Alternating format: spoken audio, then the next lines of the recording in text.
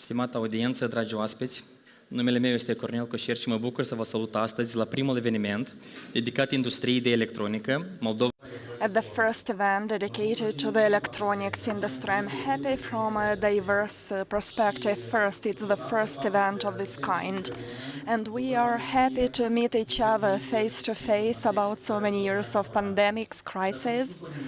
However, we do not start from scratch. The electronics industry used to be a benchmark industry, and more than 30,000 jobs were provided in the previous years. It would contribute considerably to the GDP. At the same time, we are really grateful for those who are still enthusiastic and who are still generating new specialists, technical staff. So I speak about the technical university first and foremost. Today the electronics industry revives, and I'm happy that we can bring this sector in the public discourse and the attention of the public authorities. So actually this is the area we will focus on today. Currently there are more than 16,000 specialists involved in the electronics industry, having a great contribution to the GDP of the country. So this is one of the attraction poles for investments. From this point of view, I would like to say that we'd like to discuss today, together with notorious European, international experts, local companies representatives, public authorities representatives, some practical aspects, some trends. How can we meet these new requirements? How can we implement the best practices to become the best, the most involved in this value chain? I would like to use this opportunity to thank you for your presence, for your attention. I would like to invite our guests today. I will give the floor to the Minister of Economy, Sergiu Gaibu. Mr. Gaibu, you have the floor.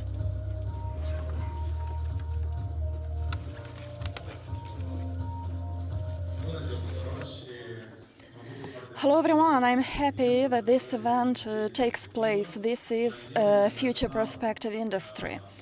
At the international level, this industry is close to the IT sector as for the attractiveness for investments. It's a fundamental sector for the fourth industrial revolution. Should we have the Internet of Everything, we would definitely require the equipment, the appliances, providing the connection between the software, the programs, so all the benefits which we would like to have accessible remotely, so that we have a minimum effort to do in this regards. Historically, we used to have rather well-developed industry of electronics. In the USSR, we've been on the third place at the global level. Currently, we have an excellent pool of experts in the Republic of Moldova. We have the technical university training staff in this industry. We have the companies, international companies present in our country. We have a focus, massive focus on agriculture, of course. Agriculture is also the one which could benefit directly of the sector of electronics. But we shouldn't keep in shadow the important sectors which have a fantastic growth at the global market.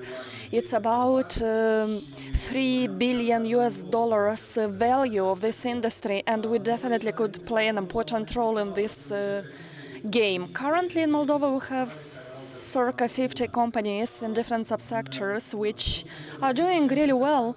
In GDP we have circa 6 billion Moldovan lei as added value created by these companies, which is a welcome aspect. We have companies which have sales of equipments, measurement equipments in more than 40 countries. So they are highly performant measuring equipment, standardized, meeting the international requirements. The Ministry of Economy aims at improving the quality, aims at providing the necessary certification for our equipment. I will just come with a simple example. We have a couple of companies, like a small factory in the southern region which assembles tractors, but we are not able to provide a WIN code for it because Moldova does not technically have this possibility. So if we are willing to be part of the big modern industries like automotives, electric automotives, having no wing code applied by our country, we cannot move forward. So at the Ministry of Economy level, we already did efforts to register our country at this level so as to meet the necessary standards. For the volunteers to perform, to produce such vehicles, even electronic smaller devices. So yes, a wing code is necessary. And that's just an example. We aim to do a screening for all this quality infrastructure to see which are the gaps to be covered in the system, so that we could propose an improvement program together with the World Bank and the international partners. At the same time, we would like to put greater emphasis on the innovation sector. So today, together with the Organization for Development of Small and Medium Enterprises, we are launching a project for the financing of innovations, which is accessible to the business operators, to individuals, researchers who would like to implement new technologies. We would like to check their ideas, maybe to allow them a chance to produce a prototype or a mini-series, so that scalability, performance at the regional level, at the country level, could also be allowed. So this technology is developed in the Republic of Moldova, and actually there are a lot of interesting ideas like microfibers. There is a series of membrane technologies, really interesting ones, which could have a good technical applicability. But regretfully, this never is transposed in added value products. Well, that's actually our task. We are at a very incipient stage in this regards in the Republic of Moldova, because for 30 years, little things have been done, but now we have to transform these talents which we have in our universities in products with added values which would have access to international markets. I will stop here. I will give the floor to the other participants. There will also be discussion panels. ODIM will present more details about their program on innovative partnership, on digitalization, and we will also have an opportunity to talk about other aspects of electronics industry. And I'm so happy that finally we have an association which takes care of that, which comes with proposals to the Ministry of Economy. We have an agenda to develop. And we also talk about an idea of establishing an industrial park together with this agency. It's just at the level of an idea, but I'm pretty sure that together with you we could implement it and we could provide a comfortable, friendly space for this industry to have a good growth opportunity. So congratulations, I wish you plenty of good innovative ideas to be generated, and you know there is also a B2B panel scheduled for today. I hope new contracts, new businesses will emerge as a result. Thank you. Thank you, Minister, for this positive, encouraging message regarding the engagement of the public authorities in this sector. I would like to inform the participants that there is simultaneous interpretation provided, so feel free to use it should you need it. Dear guests, I'm honored to give the floor to Caroline Tissot, the director of the Swiss Development Cooperation Agency, which will come with some welcome remarks and a retrospective of plans. Bună dimineața tuturor! Switzerland is committed to support the development of the electronic industry in Moldova. Those jobs in the sector are among the highest value-added jobs in the country. And therefore, we're very happy to collaborate with, together with GIZ, our implementing partners, with the Ministry of Economy, with ODIM, with the Investment Agency and the private sector associations for these results. So this industry has more than 170 companies and over 16,000 employees. So it's one of the most promising industrial sector for Moldova. And I think it's a result of a partnership among all the actors that I just mentioned. It's a true ecosystem. So you have companies that produce hardware, software, electronic components, devices, design and manufacture, and it relies on research, development and engineering services. So it does this in a large number of subsectors, including nanotechnology or microelectronics and manufacturing. So the government plays an important part in this because it provides incentives for developing IT and R&D activities, because it also provides simplified tax regimes, and also I think what Mr. Minister, you just mentioned, the dialogue, and this facilitation of the cooperation. And with the project implemented by GIZ, we are supporting Tram, if it's correct, ASEM, since the beginning, since its launch in 2019. And I think it's very, very important that companies play a role and they voice their concerns, as well as also propose solutions and bring ideas to the fore. So we're very, very pleased by the emergence of this collective voice, and congratulations to this new association. It has now its own identity, it has a website, an outreach strategy, it has participated in international conferences and fairs, and now with this forum, today, this first forum in electronics, I think that it's the proof that this association is really doing a great job. So congratulations to all the members and the association. For companies, I think this forum will mark a milestone for the association and also the members, because they've become a reliable partner for the authority, for the dialogue. And for young people, we hope that this is also showing, will encourage them also to develop a solid technical and engineering foundation through education and trainings in vocational schools, in Center of Excellence and universities. We hope that this will actually convince young people that there are jobs in Moldova in these sectors. And on this note, because this is very close to our heart, as Switzerland and also Germany, a word on dual vet, so the apprenticeship system, learning in school and learning in companies. This is also available in this sector, and it's one of our priorities in Moldova to support the strong dual vet system. So companies are associated to the development of the skills of the young people, providing them jobs in the company, and then they have also a training in the schools. And this is important that companies know that in this way they can have actually resources, human resources, cheaper and contribute to their training, and maybe also for people staying in Moldova. Having said that, so I'd like to wish you a very interesting and good discussions, and how do you say that in Romanian? Longue vie à l'association, or to the how is it in Romanian? Bon, la mulți ani. La mulți ani. Yeah.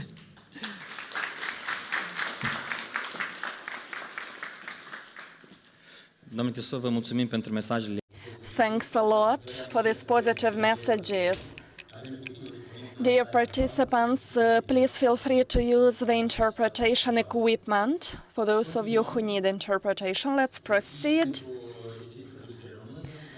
Interpretation is provided in English, Romanian, and Russian, so the equipment for the translation is available at the entrance. So please feel free and grab a translation device. Dear guests, I will now give the floor to Vitaly Yashanu, ACM president, with a welcome remark with positive messages. Thank you.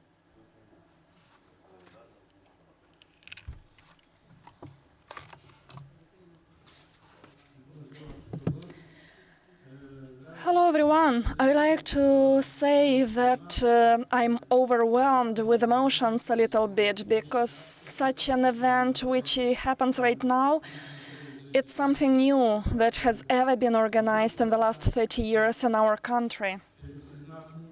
You know, many things happened meanwhile, including the industry of electronics, which used to be, as the previous speakers mentioned, which used to be one of the strongest, most robust. Even in the Republic of Moldova, it had a really high added value, a great contribution to the economy. Right now, the electronics industry undergoes a new glory phase. And I'm so happy that finally we see so many enterprises being active in this area.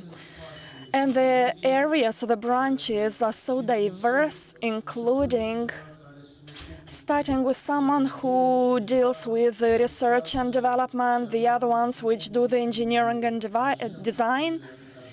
So one of the freshest members of our association is an enterprise which provides the design for integrated circuits for a series of international level companies, enterprises. I would say that electronics is fastly being developed today in our country, and it is present in practically all areas of our life, starting at home, in medicine, in the shops, whenever we go, everything is electronics. As I say, today, the hard moves the software today, you know, based on the technologies which are being implemented. I think the more performant programming systems could be developed. And I would like to mention one more thing. We know that the Republic of Moldova is a country which has scarcity of material resources. So I would dare say that electronics is that resource which needs to be valued so that our citizens could be educated in this area. So we would encourage the educational institutions to contribute to that, because that generates a better perspective, that requires a cooperation with the state authorities, and lately I would say that we have a really good cooperation with them. I would also like to mention that today it's almost 3 years since the Association of Companies in Electronics Industry in Moldova was established, and that happened based on the initiative of Mr. Shonta, who was one of the first members, the most active members. Initially, it was only 8 members who founded this association. Now we are more than 20 members, including 5 educational institutions like the Moldova Technical University, the Polytechnics College in Belts, the College for Excellence in Energetics in Chisinau, the Vocational School number 5 from Belts, the Vocational School number 6 from Chisinau. So I would like to say that meanwhile we managed to achieve a lot of things, including with improving the cooperation with the government, with the customs authority, with the standardization authorities. I will keep the details for the panel where the association will be better presented. I will not go deeper in that right now, but I would like to mention that this is a very good starting point, and we hope that the next forum will happen exactly in 1 year, but we would be able to show more achievements. So good luck to everyone, and thank you.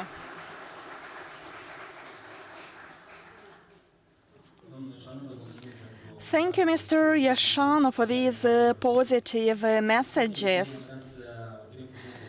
Now I'd like to give the floor to our host, Rector Professor Virel Bostan, on behalf of the Moldova Technical University. So, thank you for your welcome remarks. Dear Minister, dear colleagues, representatives of the business environment, representatives of the academia, dear development partners, to start with, I'm so proud that this forum is organized in the Moldova Technical University in Techville Center of Excellence, and I would like such centers to emerge as many as possible for different areas of industry, because it's only industry which may guarantee a better future to the Republic of Moldova. I would only like to say that I'm very positive about a bright future of electronics in the Republic of Moldova. And this confidence mainly stems from a good experience that we had in the Republic of Moldova in the area of electronics. And my colleagues will speak today about a short history of electronics in the Republic of Moldova. And generally, actually, I would say it's more than 50 years of industry on the territory of the Republic of Moldova. Our colleagues will present the results of research. We are really proud of them. We have several groups of excellence. When I speak about excellence, I mean excellence at the global level, which show special results in nanotechnology, semiconductors, and I would also say that I'm so positive about the extraordinary potential of the human resources that we currently have. Since we've been speaking for many years about a crisis in this area and about bad orientation of the children who would rather not choose engineering or who would like to choose some other areas for education or who would be willing to leave the country. However, the statistics in the recent years show us that things start to change for the better.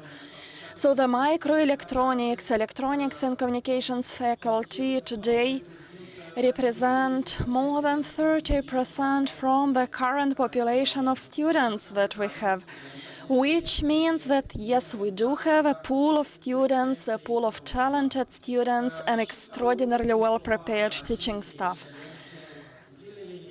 And I'd like to mention that very soon, on June 7th, the first satellite of the Republic of Moldova, Tom nanosatellite developed here in the Technical University by our colleagues, will be taken in the universe on the board of Cargo 25, operated by NASA and SpaceX. So let's wish them good luck. On June the 7th, Moldovan satellite will go in the space. And we hope that it will also be successfully placed on the orbit. And this is mainly due to the potential that we currently have. So our colleagues from the satellite studies, biomedical engineering were involved to take the average age of those involved and remove those couple of professors who oriented the students. So the average age is 25, 26 years, which means the electronics area has a bright future, a good potential, and altogether we can succeed. Good luck.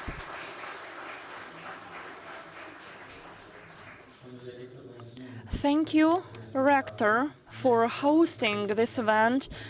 Thank you for the good news with the satellite. We will definitely keep an eye on that. That's really like the cherry on the cake in this forum.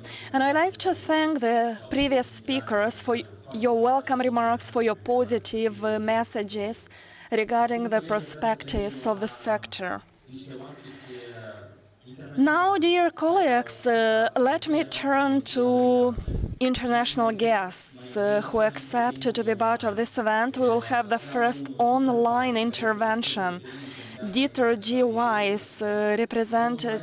So he is a good friend of the Republic of Moldova. He knows our country starting with back 1980s. He will be connected online and he will speak about the global electronics market. He will let us know which are the expectations for the following 4 to 5 years. And he will also emphasize a couple of important aspects to take into account when we would like to step on the international market of original equipment. So I hope we technically have the connection well arranged. Hello, Mr. Weiss. Thank you very much for the introduction, Cornel. First of all, let me thank you for this invitation. It is an honor for me to be here at the first Moldova Electronics Forum and to be able to give a presentation over here. Special welcome as well to our colleagues in Ukraine who are not in Moldova at the moment, but staying at home to fight the Russian terrorists which have invaded the country. Let me just shortly introduce myself. I have been working in market research for the last 20 years. I have formed a special brand called Informa, which stands for Information for Manufacturers. And I would like to give you some insights today on the electronics EMS industry in Europe. Now, I am working together with several associations, starting with the biggest one, which is the global leader in the electronics associations, IPC, the global association which builds electronics better and helps the industry with lots of standards, with education, training, and much more. And in addition, I have been having a lot of cooperations with other European associations, which you can see on the slide. And since last year, we as well have the cooperation with ACEM, which was signed last year in Tallinn together with Elena. Now, let me just show you how the European electronics industry is located. You see the map, and the numbers indicate the number of legal entities. Some of these legal entities belong to bigger companies, and some companies have up to 10 different legal entities within Europe, especially the global one.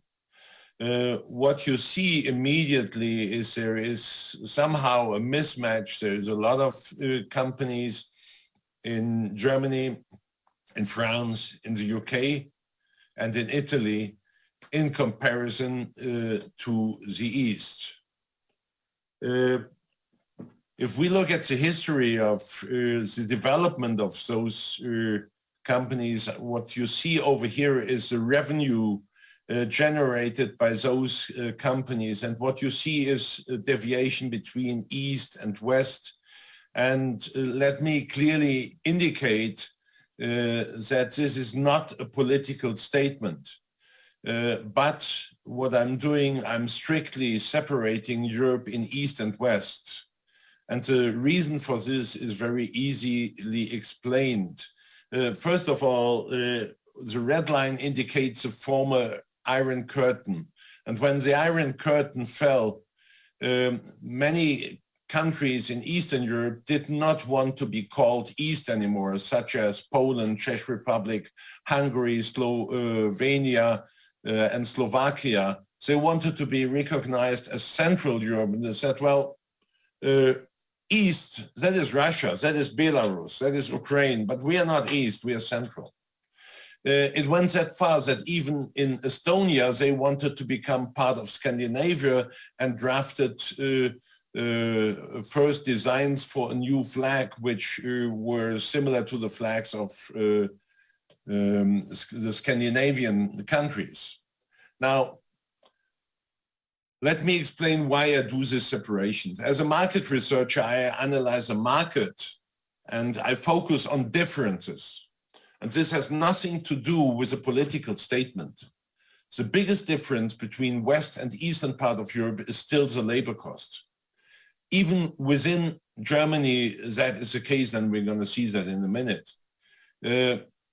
If these differences in labor costs were not there anymore, industrial growth rates in Eastern Europe would be much lower.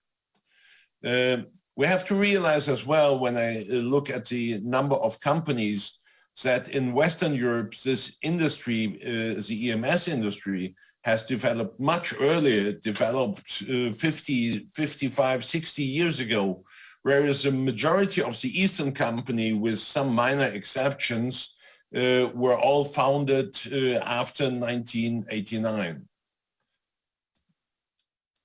You can see the same even as of today in Germany. You see that the headquarters of the big companies are still located in Western Germany, and only few companies finally moved their headquarters to Eastern Germany. And you can see that as well when you look at the number of companies. There is 481 EMS companies in Western Germany and only 83 companies in Eastern Germany. And that is more or less the same situation in Europe. It is 1,740 EMS companies in Western Europe, and it is 366 in the East, and I have excluded the terrorist countries, Russia and Belarus, out of those numbers. And the problem is, if you look at Germany, you will see, even as of today, we are talking about differences in labor cost of 25%. Now, if we look at the structure of this industry, you will see that there is a few very big companies, and what you see is the division of the EMS companies by revenues, and you see there is only 4 companies which do more than $1 billion in revenue, and 3 of them are global companies, Foxconn, Flex, and Jabil. And only 1 is a European company, in actual fact, a German one, Zollner Elektronik, which does more than $1 billion in revenues. Then we have 22 companies which do between 250 million and 1 billion. And you can see that the majority, 94% of all EMS companies are less than 50 million in revenues, and they only generate about 25% of the revenue share. Now, what you see over here now is an old picture. Now, why is it old? It shows the top 30 EMS companies by revenues with their 2020 revenues. Why is that the case? 2021 would be more actual, but still, as of now, I do not have all the 2021 revenues. Now, that is a big difference to other market researchers. We take our numbers from the country company registers, which means we are having actual revenues. We do not estimate. Yeah? We do not make rare assumptions which later on do not meet the actual figures. So we are always to a little bit behind, and we mark our charts as well on the upper right corner with a revision status, because the numbers change and we change the charts, and we just want to make sure that you understand what the right status is.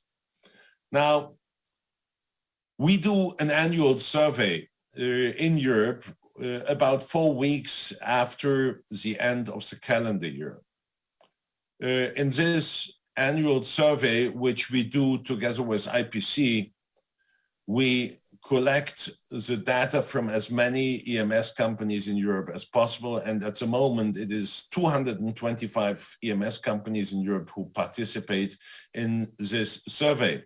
And they stand for about 21% of the European revenue, which is quite a good number, because what it tells you is that about 6 weeks when we publish the annual report, 6 weeks after the end of the calendar year, the participating companies have a first indicator how the European EMS industry developed in regards to revenues and several other figures. And this is an ideal benchmark for all companies to compare the averages and as well the distribution, because we are not just calculating an average, we are making distributions as well.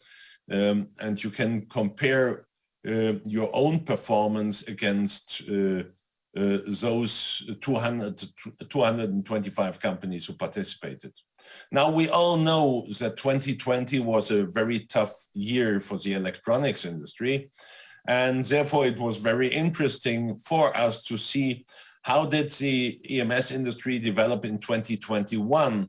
And as you can see, it was 74% of companies who were able to regain revenues, but it was still 25% of companies who actually even lost after the bad 2020 year. And that is very interesting.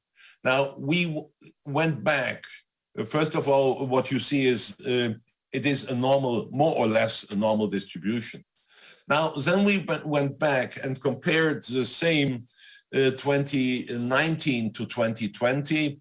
And again, you see that the majority of the company, about 70%, lost revenues in 2020 compared to 2019. Only 30% were able to gain revenues. And those were companies which were working in special market segments such as medical electronics. But everybody who was, for example, in the automotive industry was suffering. Now, what we did then, we compared 2019 to 2021, because we wanted to see, did the industry get back to the 2019 revenues in 2021? And it was astonishing that 44% of companies were not able to return to the 2019 revenues. Only 56%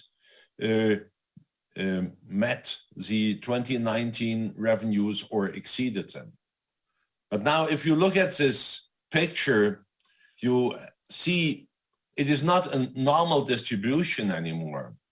It is at least a double distribution or even a triple distribution.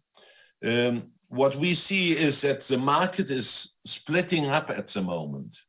There is a lot of companies on the far left who are, in our opinion, in deep trouble because they are losing a lot of revenues. And that in a situation which in general for 2021 was not to be considered a bad situation. On the other hand, we see a lot of companies who were making more than 25% in revenues, more than 2019. And then there is a big chunk of companies which are in what we call the middle field, who more or less were doing okay. What does that indicate to us? It indicates that there is going to be a consolidation, and in actual fact, it's not a consolidation which is happening just now. We are seeing this consolidation already for a couple of years. In actual fact, we are seeing it since 2015. This chart, what you see over here, is a little bit more complicated. It shows the total number of legal entities in the Eastern European states, which is a red bar. Then you see the total number of legal entities in Western, which is the blue. You see the total in gray.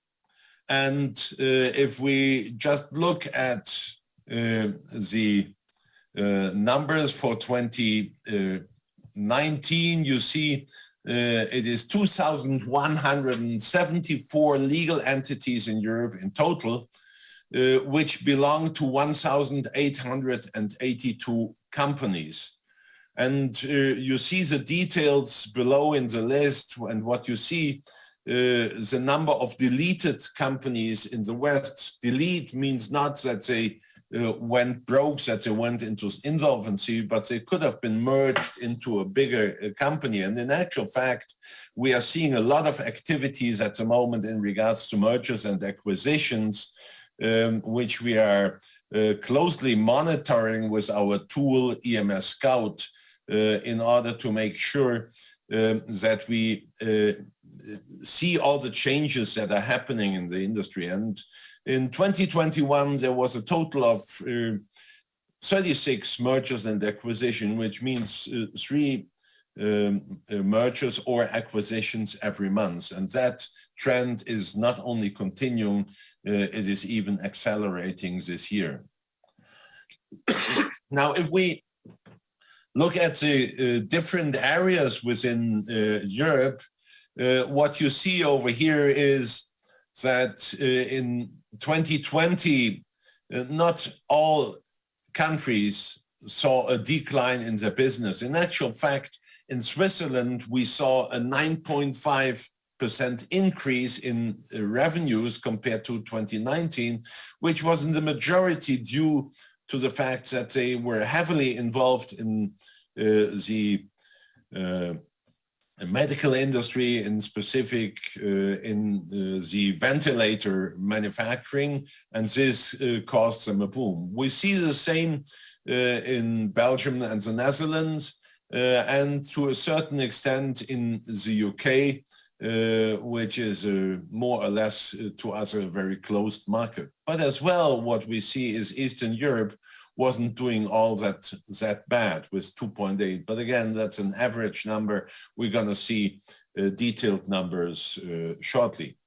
Now, in 2021, it was only 2 countries which were suffering in regards to revenues, and that was Austria and Switzerland. Austria having a high share of automotive and consumer electronics, and Switzerland, they, as I said before, they were taking advantage of the ventilator production in 2020. And when this vanished, they immediately dropped by 7.1%. Now, what we are tracking as well is revenue per head development. And you can see this over the last 3 years. And you see especially those countries with high labor costs, Scandinavia and Switzerland, they have the highest revenue per head, and only with those revenues, which indicate as well high prices, they can survive in this market. And on the other hand, you see the eastern states and some of the western as well, who have much lower revenues per head. Now, if we look at the order book, and we're going to get to the order book in detail in a couple of minutes as well. What you see is Germany has, meanwhile, an order book that is close to 2 years of capacity. A lot of companies are telling us they're fully loaded, but let's be realistic. This is an average number. And within an average, you always have a certain spread to the left side and the right side. And I can tell you, we know quite some companies today who have insufficient work, whereas others complain that they don't know how to fulfill all the orders. And not for allocation problems, it's simply a matter of machine capacity. In the East, you see that the order book is much smaller, but that's got to do with the fact that in the Eastern European states, we have a lot of international companies and subsidiaries of Western companies. And the orders are in the Western companies and are only transferred to the East about 3 or 4 months beforehand. And in a lot of cases, the orders are not only forwarded to the East, but the components as well. So there is one of the explanations for the difference. Now, what we see here now is number one, once again, that we had a decline in the business in average of 5.4%, and this decline is more or less the same in Eastern and in Western Europe, whereas in 2021, our prognosis based on the annual survey is a growth rate of, on average, 6.5%. And in actual fact, In this case, Western Europe is predicted at a higher growth rate than Eastern Europe. And that's got to do with the fact as well, we are very careful in predicting Eastern Europe because there is a lot of global companies in there. Just to mention the big one, which you saw in the chart before, Foxconn, with more than 7 billion and the market share in Europe of more than 20%. They're difficult to predict, and we normally have to wait 6 to 9 months before we can access the company registers to see what the actuals are. Now, I'm going to Germany now, as out of those companies which are participating in the annual survey, it is more than 50% or nearly 50%.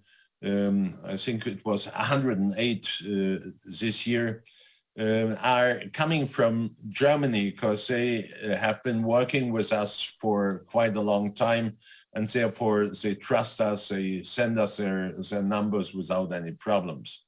And that allows us to make a more detailed analysis. And what you can see is a deviation of the revenue sizes. And we take class sizes to indicate the revenue sizes. XL means it's more than 50 million, L 20 to 50 million, M 10 to 20 million, and so on. And if you look at the changes on the red numbers, you see that in actual fact, on average, again, on average, we saw that the smaller the companies, the higher the revenue loss in 2020. And the picture changes then in 2021.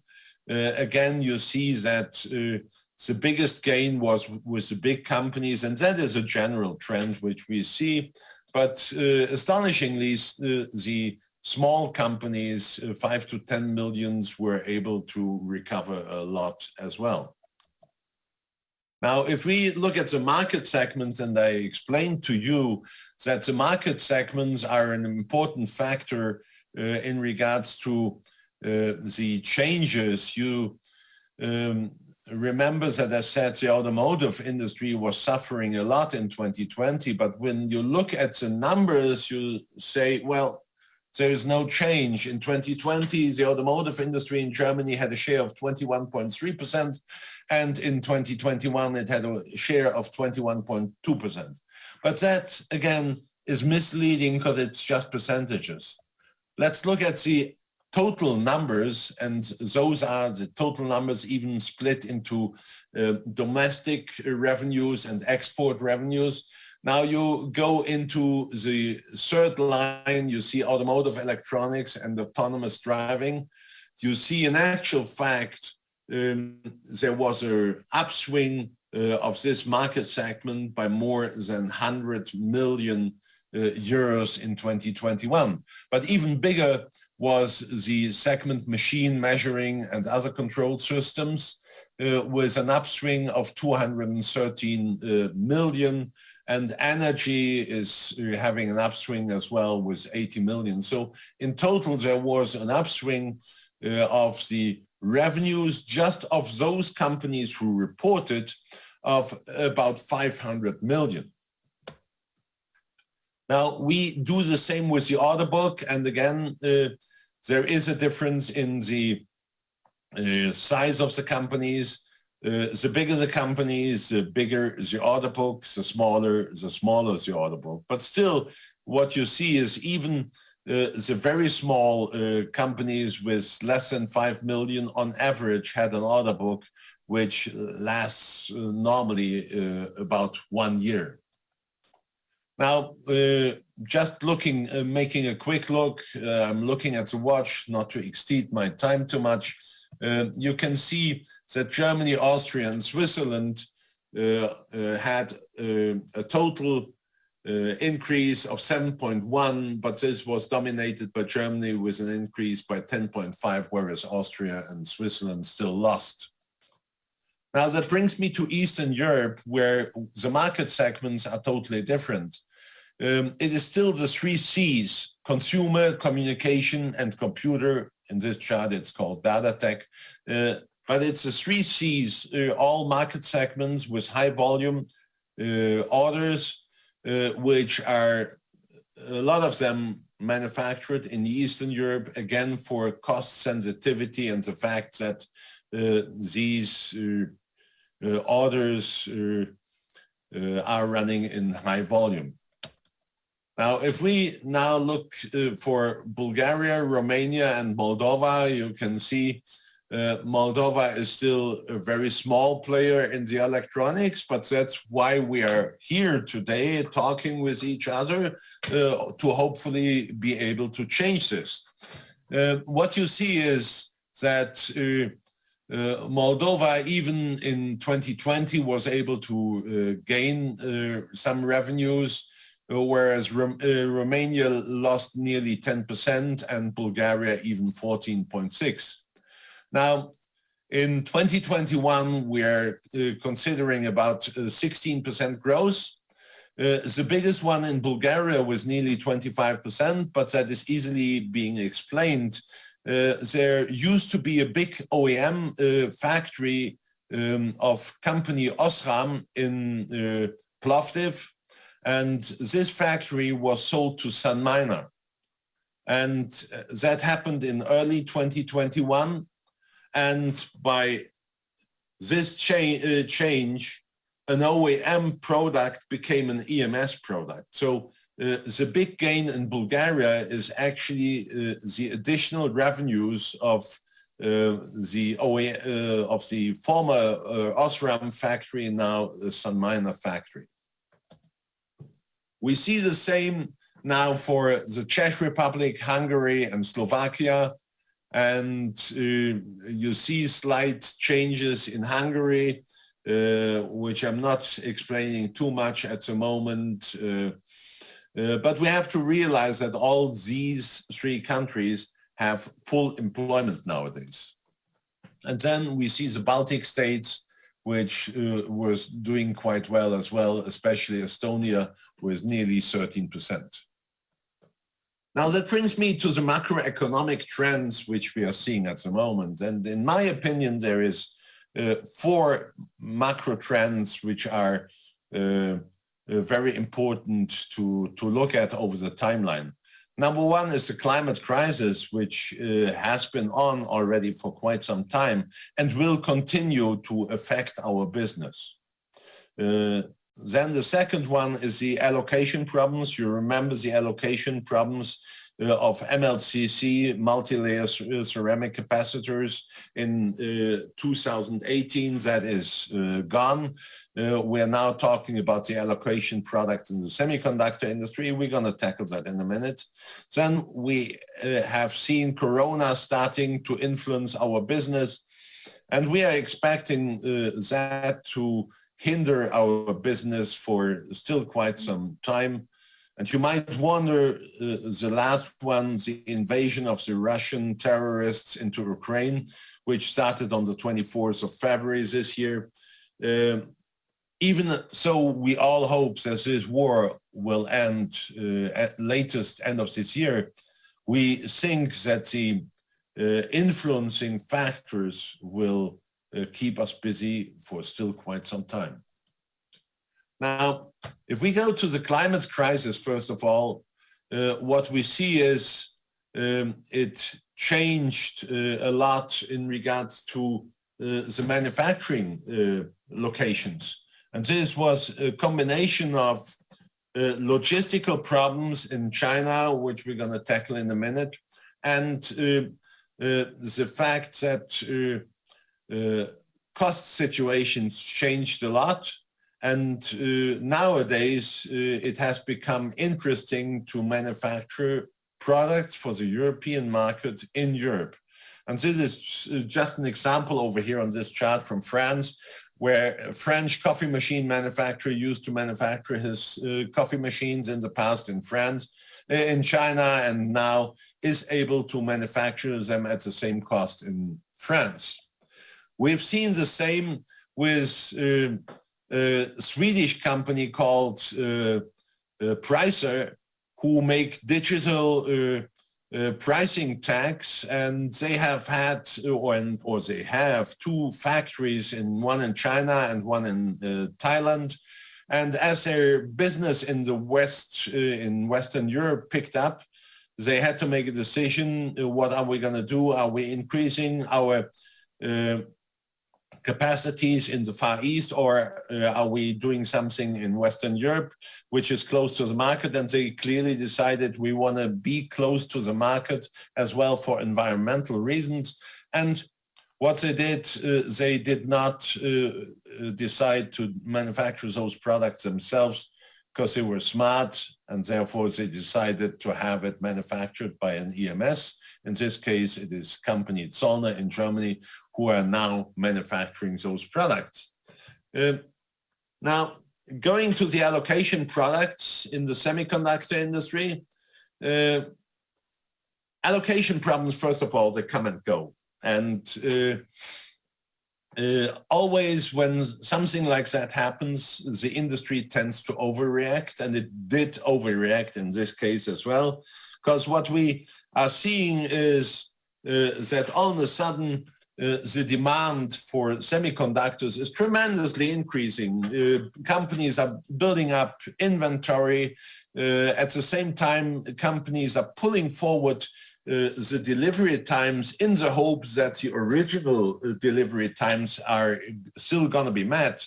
And that is the reason why all of a sudden we are seeing this huge effect of what we call the bullwhip effect, which really disturbs the normal flow of and logistical flow of the market. And let me clearly make a warning over here. We are very much concerned about the present level of orders with the EMS companies. We think that at least 1/3 of those orders are just hot air.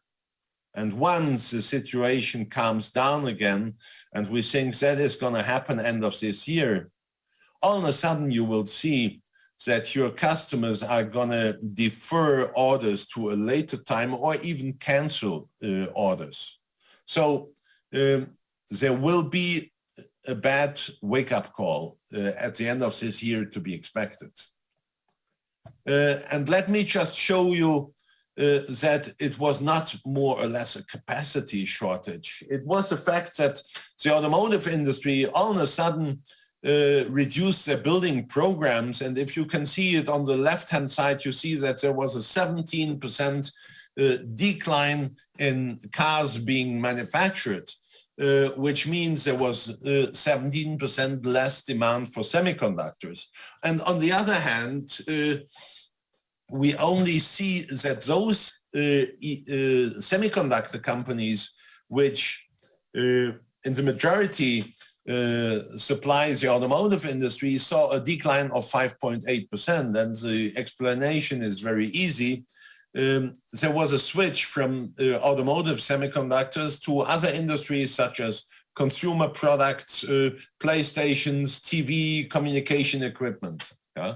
And in actual fact, the main problem is not that all semiconductors are being in allocation. In the majority, we are talking about power management chips and microcontrollers, and that will keep us busy for a while. And most of the other so-called shortages are artificial in order to be able to have an argument to increase the prices. And we have seen tremendous price increases for semiconductors, and the EMS industry had problems to forward a lot of these price increases to their customers. Now, let us get to Corona. And what you see on the far right is a picture from 2 weeks ago from ship radar, which shows the sea in front of Shanghai. And you can see that a lot of ships are waiting there to be loaded because the harbors were closed. Yeah? And that is a typical situation which we saw, excuse me, I'm a little bit ahead. Okay, that the pandemic costs a lot of logistical problems. Number one, the freight costs last year have risen by nearly 600%. If you look at a 40-foot container from Shanghai to Rotterdam, then we had a lot of shutdowns, not only in regions such as Wuhan's, but we saw individual factories being shut down for corona infections. We saw ports being closed down, and the effect of that was it became really impossible to forecast any delivery times. Now, and whereas since 1978, the gross domestic product in China had been on average seen a 9.5% increase, they are predicting at the moment for 2022 a 5.5% increase over, and even that is questionable whether that's going to be met.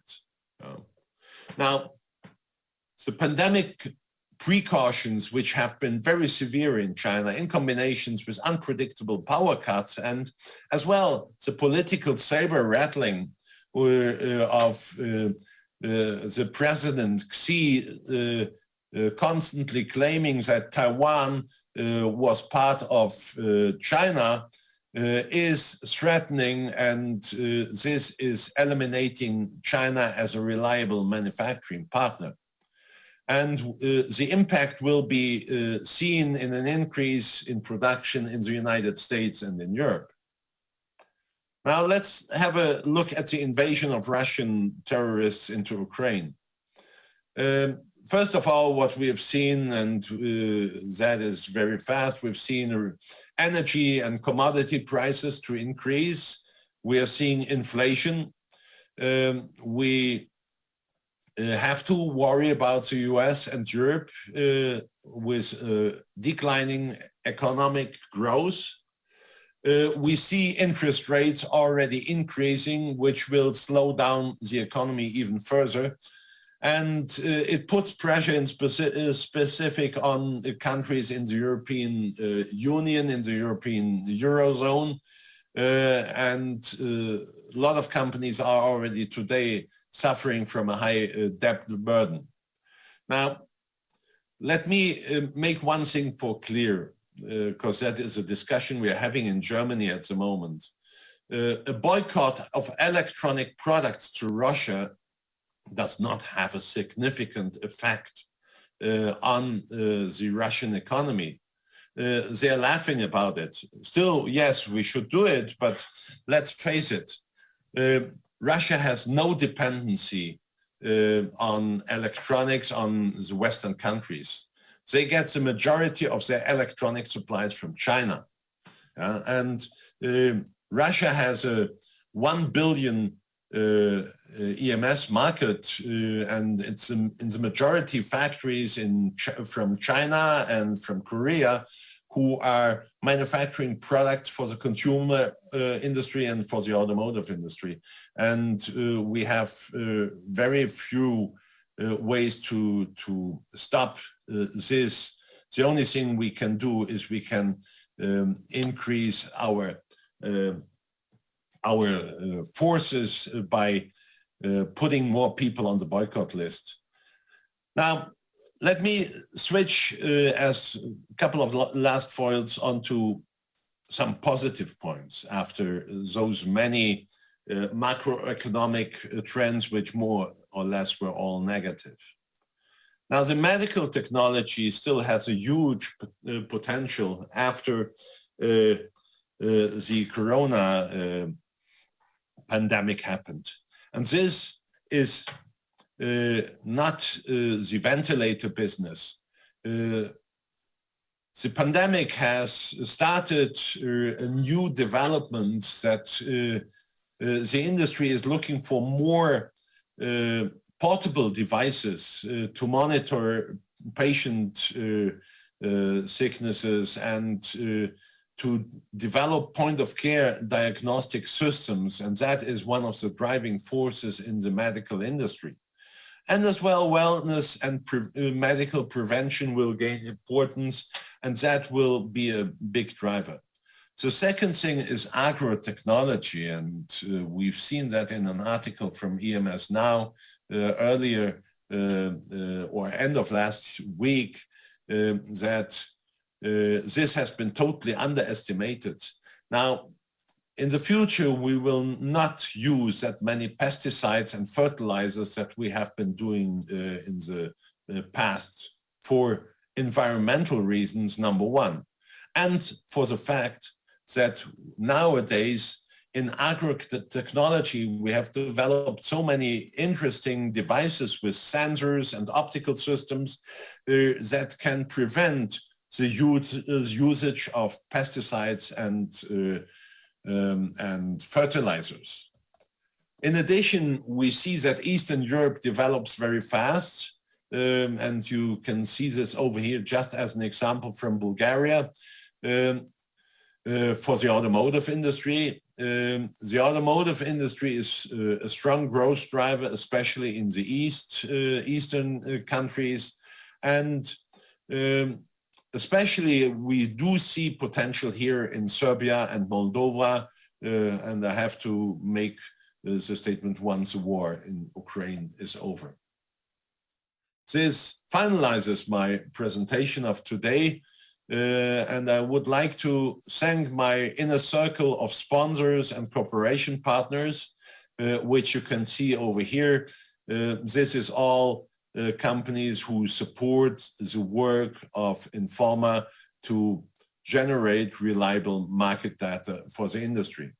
Who are we? We are a team, meanwhile, of 3 people working together to help the electronics industry, together with IPC and the other associations, to build electronics better. Thank you very much. Industry. Who are we?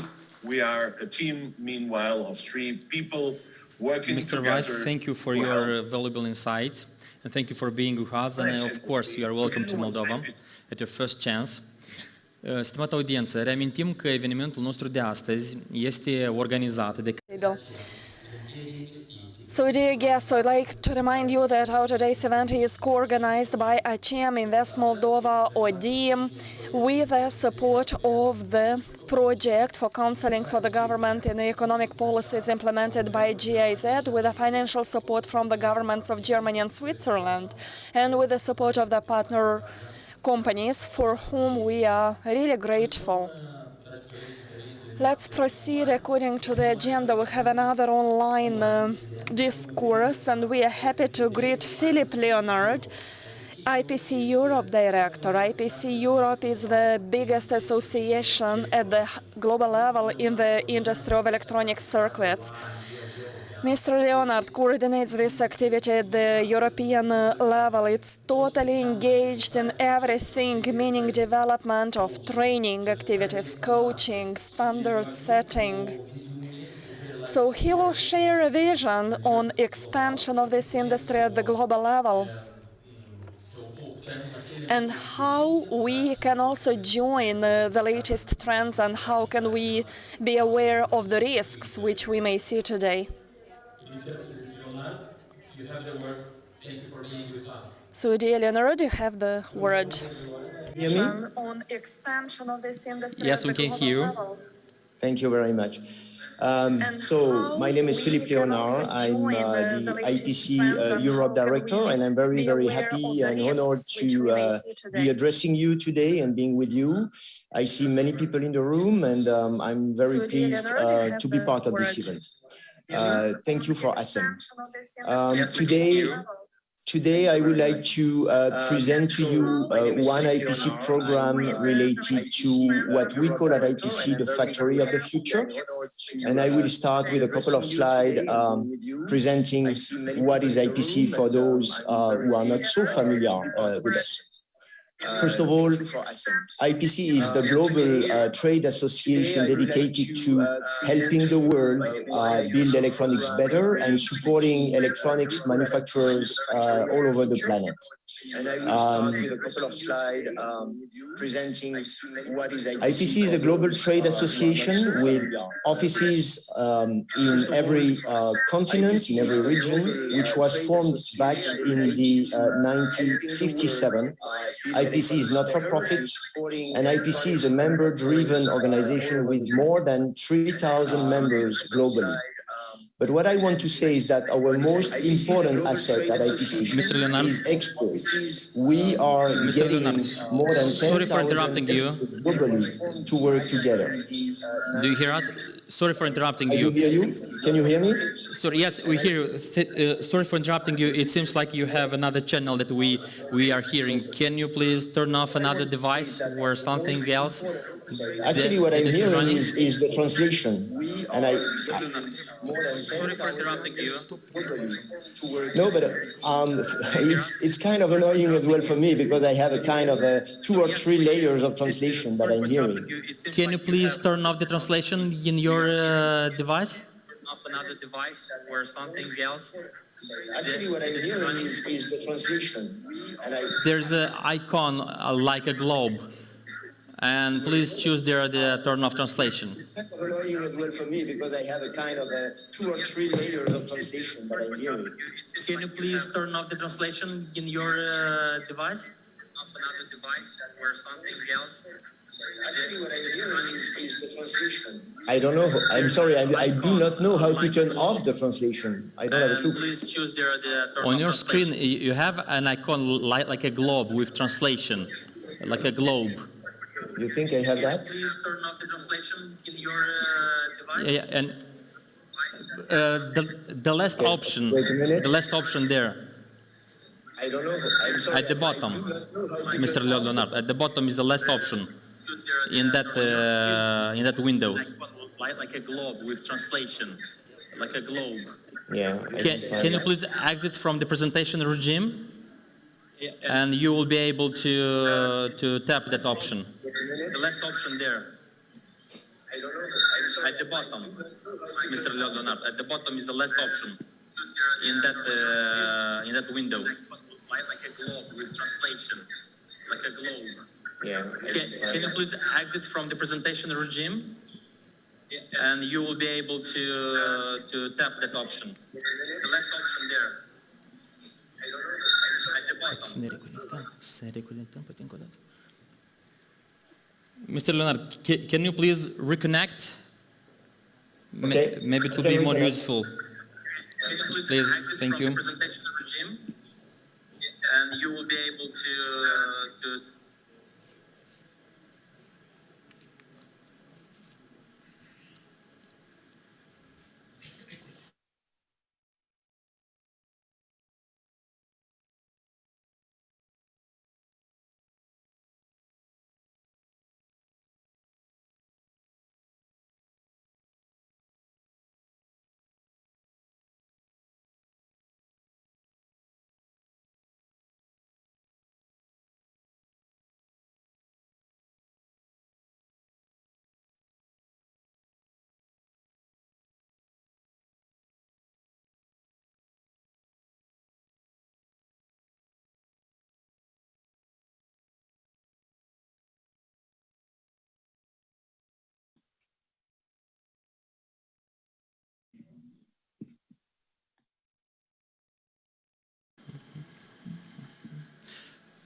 Mr. Leonard, do you hear us? I do hear you. Da, ne auziți? Acum se aude aparent mult mai bine. The floor is yours. Thank you. Apologies for that technology. Can you see my screen? Yes. You can see, yeah? You can see the presentation? Mr. Leonard, do you hear us? I do hear you. Da, ne auziți? Acum se aude aparent mult mai bine. The floor is yours. Thank you. Apologies for that technology. Can you see my screen? Yes. You can see, yeah? You can see the presentation? Mr. Leonard, do you hear us? I do hear you. Da, ne auziți? Acum se aude aparent mult mai bine. The floor is yours. Thank you. Apologies for that technology. Can you see my screen?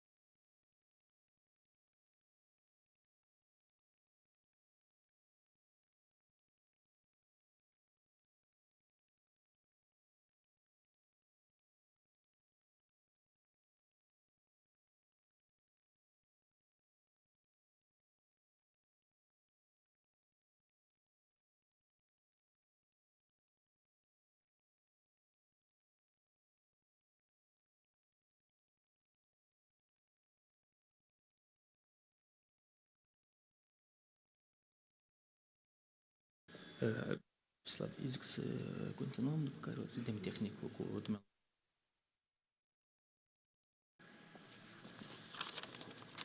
Stimată audiență, ne cerem scuze pentru deficiențele tehnice, vom remedia în cel mai scurt timp. Dear audience, we apologize for these technical inconveniences. We will remediate it soon, but meanwhile, let's get back to our agenda, and I will now give the floor for the following presentation to Professor Victor Șontea. And I would introduce him. He has so many merits.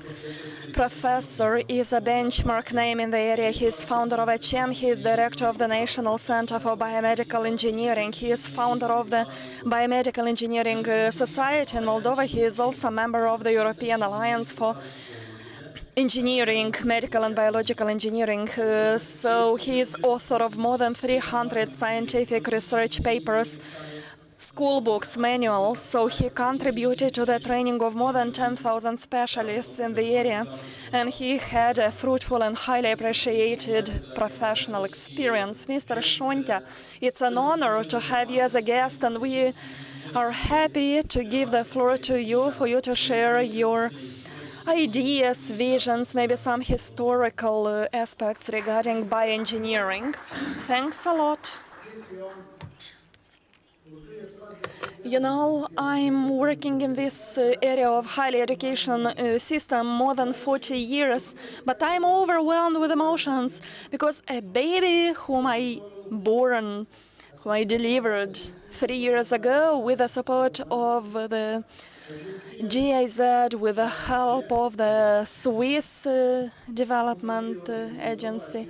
So it's the association of the electronics companies in Moldova, ACM. So it's a baby which starts walking, it's a viable organism. So the electronics industry in the Republic of Moldova still exists, even though for many years before it was like ignored and forgotten. That is why I'd like to say that we are a small country, but the biggest wealth of our country is the human capital. And this human capital, regretfully, we wasted it. A lot of young people left the country. But today we speak about establishing a sustainable economy, and one of the growth preconditions for the Moldovan economy is development and promotion of science-intensive industries. What does this mean? This means that the contribution of intellectual capital should be more than 30–40% in total. This will guarantee the establishment of new working places, attraction of foreign and domestic investments. So we will produce in our country electronic appliances, circuits, and we will export them. We will export them really, not virtually. So we will export products which, to a great extent, are expected at the international market. So the latest figures which I heard are that in the first 3 months of this year, the contribution of the electronics industry in exports was more than 6.3%, which means that this industry is growing, and we frequently say that it's mainly about ICT, but I would say that the basis for the development of ICT area stands the electronics development. Unless we have a well-developed electronics industry, we will not be able to properly develop the ICT area. So the main products of electronics industry will accelerate the development of all branches of national economy. Well, it was mentioned in the previous speech, and it will contribute to the modernization of the equipment technologies. It will increase the competitiveness of the domestic industrial products. It will increase the volume of exports. It will help us substitute the imported products. Just a figure, 1 kilogram of electronic products is equivalent to 110 tons of naphtha. if we amount in money, I mean. So, to a great extent, it shows that this industry needs to be properly developed.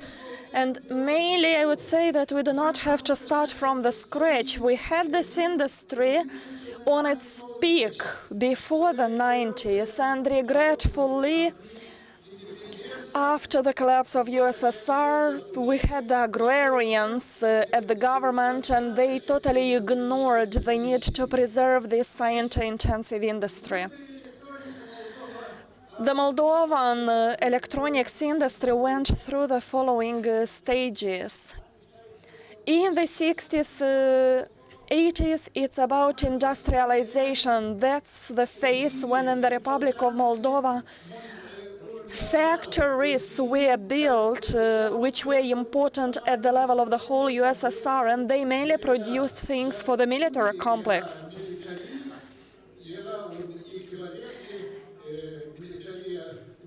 But the military power of USSR was almost equivalent to the current level of the military development in the USSR, in the USA, or in Europe.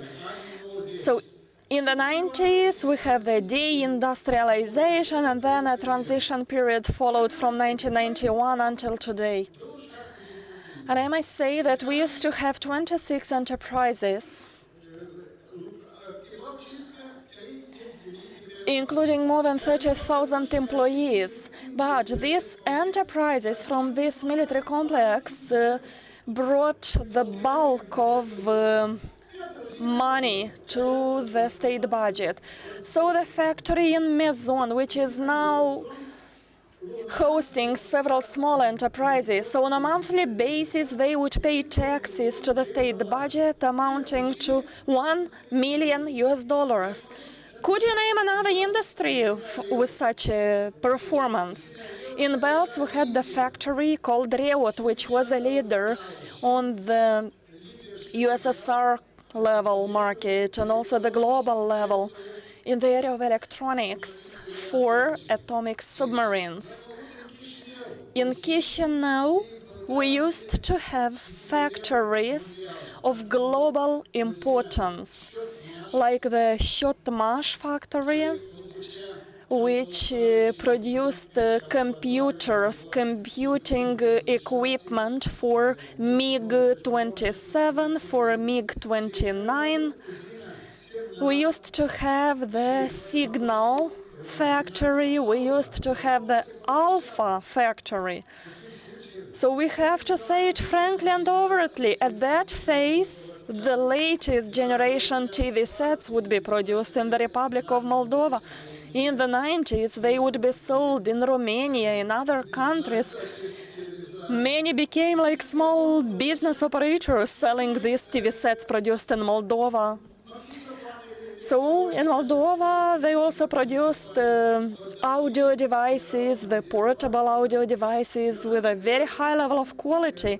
I would also like to say that we used to have science and research institutions like the Yeliri Institute.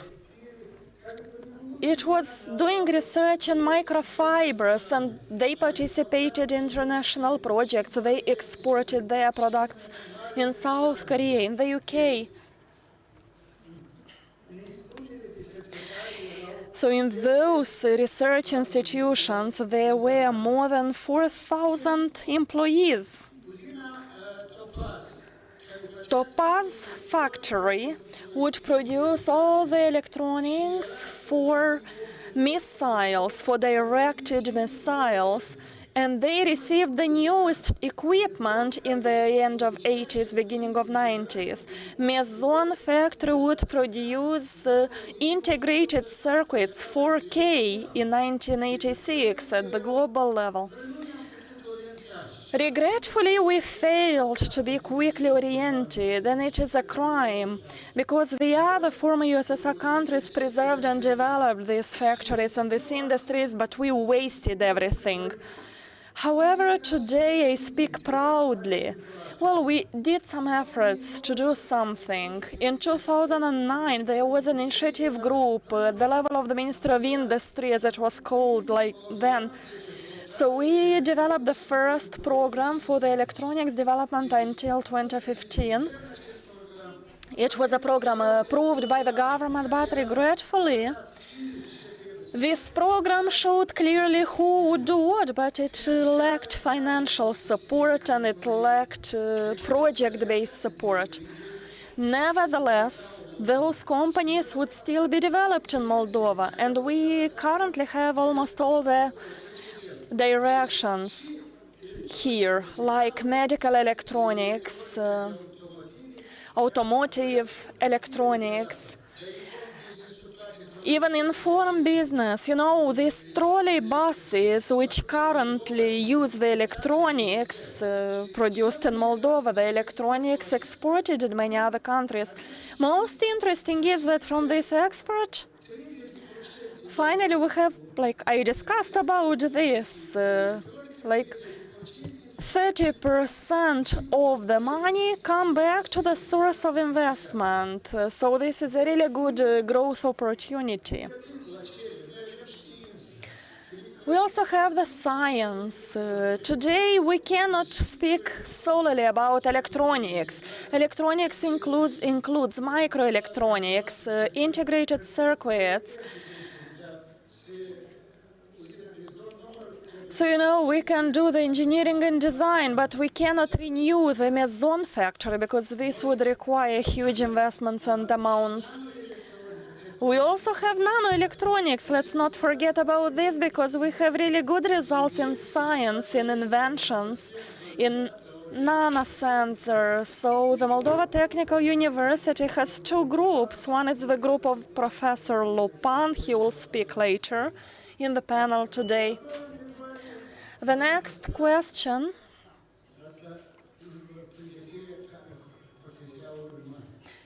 is about preparing the human staff, human potential. Without the human potential, we will be unable to revive this industry. And we have two faculties in the Technical University of Moldova, and I'd like to say that a lot is being discussed today about dual education. Like, this is something new, but I've been dean for 20 years. I am with one leg back in USSR. And I have to say that even back in 1980s, we had the dual education on our chair. We had branches of our department in factories, Maison, Shotmash, Signal. We had branches of our department allowing our students to be involved practically in those enterprises. It's just like we didn't use the term dual education, but de facto it was it. And I would like also to say about the program. This program, which I mentioned, 2009 until 2015, but it's necessary to have a good support from the government. So we would again need to develop a program for the development of electronic industry, at least for 5 years, with the main key indicators, so as we could show what exactly is the intention for us to do in the following 5 years. And this should also involve some exemptions, tax exemptions. You know, we have to import the components, so this industry requires some support for being further developed. And again, we need to create proper conditions to get back the persons from our diaspora. Many of my graduates work currently in most important institutions globally. They are part of the Moldovan diaspora. We need to attract them back to Moldova. So, as I remember, the director of a company said, a good specialist in electronics from Calgary could have a salary up to 3,000 euro here in Moldova, but we need to create proper conditions for these enterprises to embrace back these human resources. So once again, I would like to congratulate all of us for the fact that we currently have an association which represents the voice of this industry in our republic, and I hope that this will contribute to economic growth and to the competitiveness of our products. Even in the area of agriculture, as I said, there are so many areas where we could be involved. Let's take the example of drones, like we were doing this with our students 7 years ago. So these are the basic examples, but of course there are much more things regarding to irrigation, etc., which could be produced here in Moldova. Thank you for everything, and to finalize, I would like to thank the German Cooperation Agency, Mr. Shutkevich, for being next to us, and I would like to wish all of us good luck, health, and peace. Peace is everything. Thank you.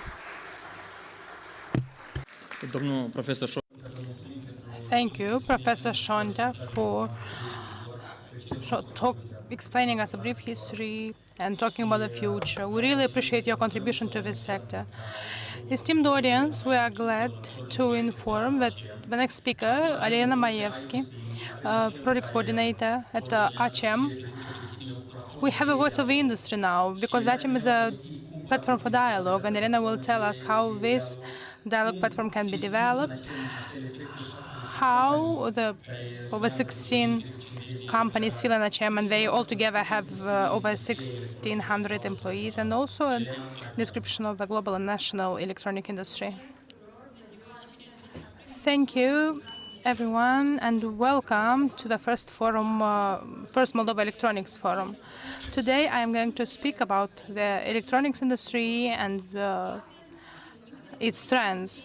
Nowadays, and over the last decades, the global industry became one of the biggest global industries, generating more than. Today, it employs around 18 million employees, and they generate a rate of around $1.7 trillion. The electronic brands are the most valuable companies. So nowadays, companies from electronics industry have most employees in the world. For 2020, until 2025, the electronics industry forecasts an increase in its value for around $1,300 billion, and development of electronics industry favored the development of the countries, because thanks to it, developing countries like Moldova increased the added value to the revenues. However, it is certain that Asia Pacific is still a monopolist in the production of electronics, but we can state that in the next 3 years, the electronics market will undergo changes internationally, and developing countries will be the ones that will have a significant impact on the industry.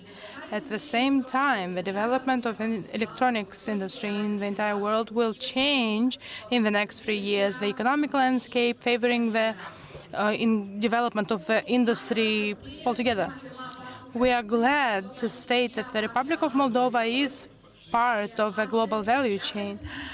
And today, the market of Moldova is part of the international markets producing electronic equipment. Today, in Moldova, we have 60 companies working in the electronics field, which has around 16,000 employees. The export rate for 2021 was around $526 million, which is a significant amount for the industry and for the Republic of Moldova. Most exported goods during that time from Moldova were wiring, but besides wiring, Moldova also exported intellectual property like high-quality equipment that are demanded and appreciated on the international markets. Nowadays, Moldova produces a number of equipments that are demanded on international markets, and our companies are part of top companies that are used both on European and North American markets. The Republic of Moldova produces smart water and power system sensors, manufacturing of power electronics devices, as Professor Shontia mentioned, produced by Informed Business. Also, Moldova produces biomedical devices produced by the members of the association, such as Mechatronic Innovation Center. And I would like to say that in the last 3 years, Moldova became part of a few countries that develop integrated circuits. So, in order to develop the electronic industry in Moldova, a group of 8 companies created and developed the Moldovan Electronics Industries Association, which nowadays has 20 members. And I would like to say that we are a not-for-profit association. We just want to develop the electronics industry in Moldova. On your screen, you can see the board of directors, the core members that are contributing first and foremost to the development of electronics industry in Moldova. ACM mission is to develop, promote, and raise competitiveness, develop products such as embedded products for automotive industry, nanotechnology, microelectronics, and products like PCB design and their manufacturing. So if we look at ACM objectives, you can see that it aims to promote and represent members' interests on international markets and on local markets. We aim to raise competitiveness both locally and internationally, organize events in order to promote the associations, last but not least, to have bilateral companies between local and international companies and state authorities. Other goals that ACM has include aim at developing the electronic industry that was left after the deindustrialization of Moldova. So besides cooperation and organizing events, lobby and advocacy for its members, also aims at promoting education in Moldova. The members of the association, as I said, not only commercial companies from Moldova, but also educational institutions, because one of the purposes of the association is to promote specializations in this industry. So technical colleges of Moldova are members of the industry, also vet schools, last but not least, the Technical University of Moldova. We have 20 members of the association that have around 1,500 employees, and the contributed value to the economy of Moldova is around $70 million. On this slide, you can see what we call ACM in pictures. These are products manufactured by ACM members. So these are photos from companies and products manufactured by the members. You can find more details about the association, about the electronics industry of Moldova on the website and on the website of the agency, of the association, and also of the investment agency. I would like to use this opportunity and thank our development partners who are not only supporting us in the development of the electronics sector of Moldova, but also work together with us in order to develop electronics industry of Moldova.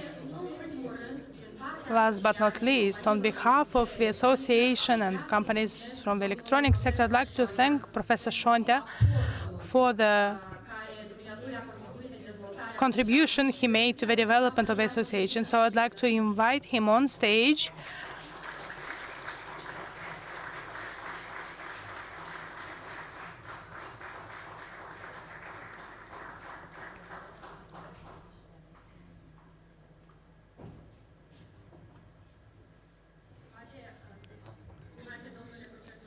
Esteemed Professor Shonta, on behalf of the Association of Companies in the Electronics Industry, we would like to thank you for all your contribution and efforts you made not only for the development of the education system related to the electronics in Moldova, but I would also like to state that Professor Shonta is a founding parent of the association, and today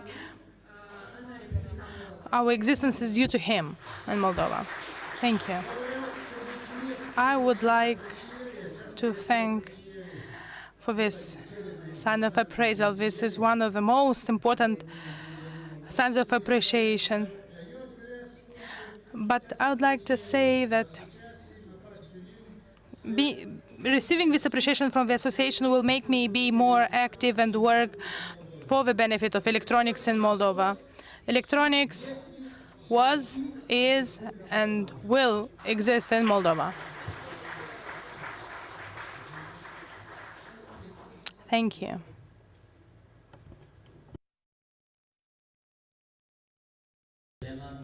Thank you, Yelena. Thank you, Mr. Shonta, for your contribution to the creation and development of the sector. Now, esteemed audience, we will try to reconnect with Mr. Philippe Leonard, see if he's with us online. Can you hear us? Yes. We can hear you. Good. Please, you took too long. The floor is yours. Thank you. Thank you. Thank you so much. And sorry for this technical issue. So, can you see my screen? Yes. Okay. Let's start where we stopped earlier. So I was just presenting briefly what is IPC and what we do. So I was about to mention that IPC is very present and investing a lot in Europe currently. We have a plan to grow our dedicated staff based in Europe. Our team is growing. We are recruiting new people to handle more and more activities from Europe, to be arranging and holding more activities locally for engaging more the European industry. And the good news that I can announce today is that we have recently, last month, we have opened our main European office in Munich, Germany, which is a major step forward for us. And we are looking at some more opening for local presence in different other countries in the future, such as Paris, France, and London, UK as well. IPC is famous or well regarded for its standards. IPC is the publisher of electronics manufacturing standards. We have currently a portfolio of more than 300 standards available. These standards are very specific and unique in the sense that they are voluntary, they are made by the industry for the industry, and they are revised very, very frequently because our industry is very dynamic and is having a lot of innovation and a lot of development at a very fast pace. From the standard, we have a lot of education activity. IPC is offering education programs, certifications, technology enhancement programs. Here I can mention that IPC is actually certifying more than 100,000, actually it's 120,000 individuals globally every year. And we do that through our network of more than 40 licensed training centers all over Europe. So there might be one quite close to your own location. Another very important area of activity for IPC is advocacy. IPC is really looking at speaking on behalf of the electronics manufacturing industry, and we are bringing the big voices of our industry together to become to speak with one voice to the policymakers wherever they are in Brussels for European Union or in Washington when necessary. And finally, solutions, and this is our topic for today. Solution is basically what IPC is trying to do to address new needs and innovation coming up in our industry. And we try to bring always new solutions to the market and try to answer the new needs from the industry. And I will talk today about CFX and the factory of the future, which is exactly falling into this. My main message to you, I'll come back to that later, is get involved, engage with IPC. IPC is a totally open, member-driven organization, and taking part in IPC activities is free of charge. You don't need to be a member. You don't need to pay anything to engage with us and be part of our activities. So it's my call to you today. Join us, voice your concern, and make sure that everything IPC is doing is fitting and meeting your own needs. The Factory of the Future program is basically what IPC has been doing for some time now to help industry harness the full potential of what we tend to call Industry 4.0. We help companies collaborating with each other and solving real business problems, delivering measured business values, and enabling sustainable electronics manufacturing ecosystem. Emerging disruptive technologies have been up in the field for several years, and we need to develop new IPC offerings to help industry take advantage of that. I will list a couple of examples here. IPC recently hired a chief technologist. His name is Matt Kelly, and we have put together a chief technologist council to actually monitor innovation, monitor what the future will be in our industry. This is one example, and again, this is something that is already available. CFX, I will come back in a minute, and I will tell you more about this standard. But there are many different offerings we are as well developing in education and training. So if you have any interest into that, please come back to me, and I will be happy to share with you. Now let's come to the core of our presentation today. What is CFX? CFX stands for Connected Factory Exchange. This is the IPC 2591 standard, and it's all about the industrial Internet of Things, the IIoT, that enables machines and sensors to send data to computers and control systems over secure networks, helping operators achieve unprecedented new efficiencies in production environment. This is a central element of a key building block of the Factory of the Future, or what you may know under Industry 4.0. Connected Factory Exchange, CFX, is a new IPC standard based on an open source, plug and play, machine-to-machine communication protocol. CFX includes not only the protocol itself, but as well, CFX standardizes the messages that machines are exchanging with each other, no matter the equipment vendor. It's totally open. CFX is meant to work for new machines as well as for retrofit on existing machines or legacy equipment. This is rather unique. CFX is an open source data layer. It enables traceability, notifications, task flow management, design, data importing, and much more. CFX works from each PCB equipment, from the first piece in your line to the last piece in your line. Industry standards are developed by the industry for the industry. All sizes of equipment vendors can optimize through the benefits of CFX and their journey into the Factory of the Future. It is very important. It is truly plug and play. It connects every process of your production line, and it's available to companies of all sizes and sectors and of all locations. I have to add that CFX enables reporting and sharing data as it is cloud-based.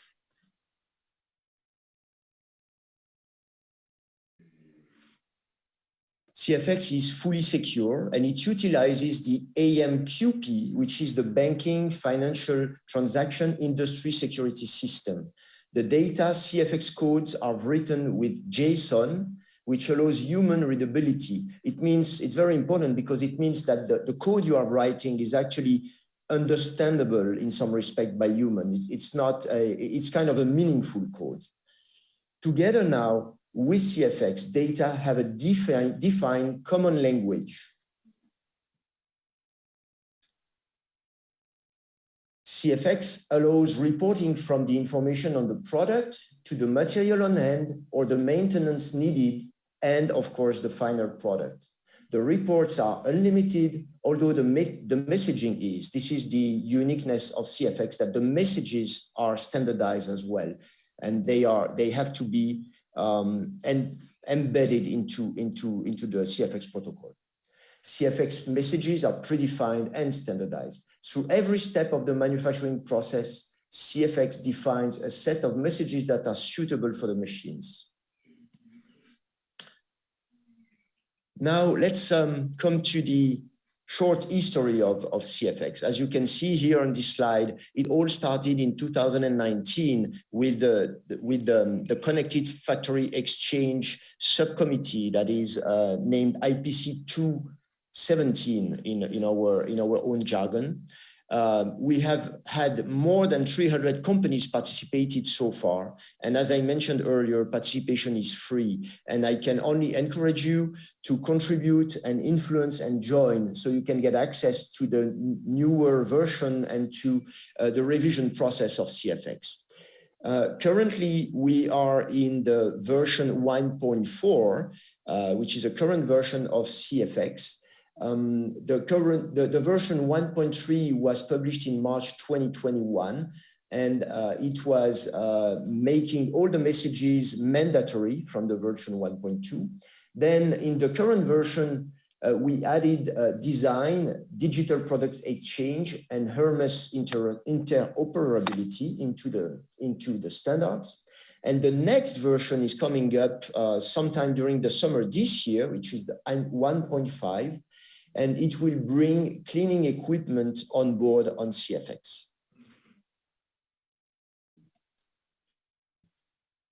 Successful utilization of IPC CFX on the shop floor requires confidence and trust that equipment has been qualified to IPC CFX. More and more leading industrial companies, users, and vendors as well are supporting the CFX development. You can become an IPC manufacturing partner, which means that you support having an industry standard for machine-to-machine communication, the IPC CFX standard 2591. There is no cost to be an IPC manufacturing partner. So if you would have any interest, contact me. You see my email address on the slide, or my colleague Tamara, which would be happy to hear from you. To provide electronics industry with the assurance that the equipment has been qualified to IPC CFX, vendors can get their piece of equipment audited and qualified according to our requirement by an independent third party and then certified by IPC. Equipment vendors shown on this slide have equipment models meeting currently the IPC 2591 requirement and are therefore listed on what we call the IPC CFX QPL, Qualified Product List, on the top of the page.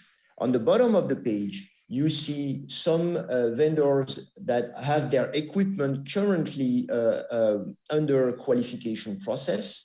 And there will be more than 150 pieces of equipment that will be listed by the end of the current year or beginning of 2023.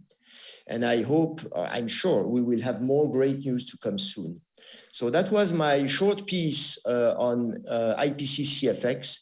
My message to you today is get involved, join one of our subcommittee, contribute to our discussions, and more importantly, get your voice heard and your needs taken into account in what IPC is doing for the industry. Come and join us. Thank you very much. And I'm available for any question by email or more directly, you can call me too. Thank you. Thank you, Mr. Leonard. Thank you for sharing your valuable ideas and looking forward for new interventions. Thank you. Bye. Colegi, acum aș Dear colleagues, I would like to inform that the first part of our event concludes now. We invite you to a coffee break to the other room where you can be closer to our speakers, where you can have a discussion or get other insights than what we've already heard. And I encourage you to come back at 1 o'clock to this room, and we will have a possibility to have 2 discussion panels with presentations, which I'm sure you'll be interested in. Thank you, and see you later.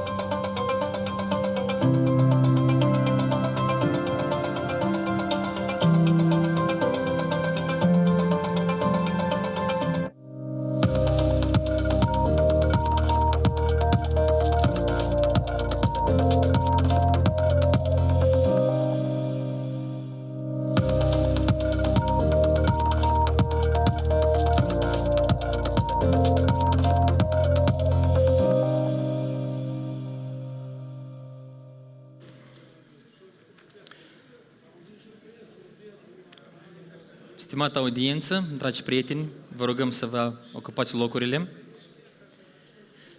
și ne bucurăm să anunțăm începerea unui panel de prezentare în care vom discuta despre contextul nou creat, despre provocările. We will now have a discussions panel about challenges in this area. So we have representatives, guests with a vision who managed to create and to manage companies who are a benchmark in this area. So I will now invite here Dmitry Voloshin from Simples. Dmitry, you please take the floor. So Dmitry is a visionary. He is promoter of innovations, and he will speak about Simple's team, one of the founders of a Tram.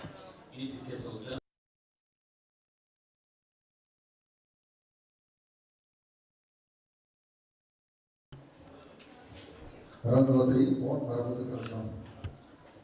Мы начинаем или уже ждем? Simples poate să pătrunde pe piața electronică internațională și să inițiem презентarea noastră. Жень, можно водички? Глоток.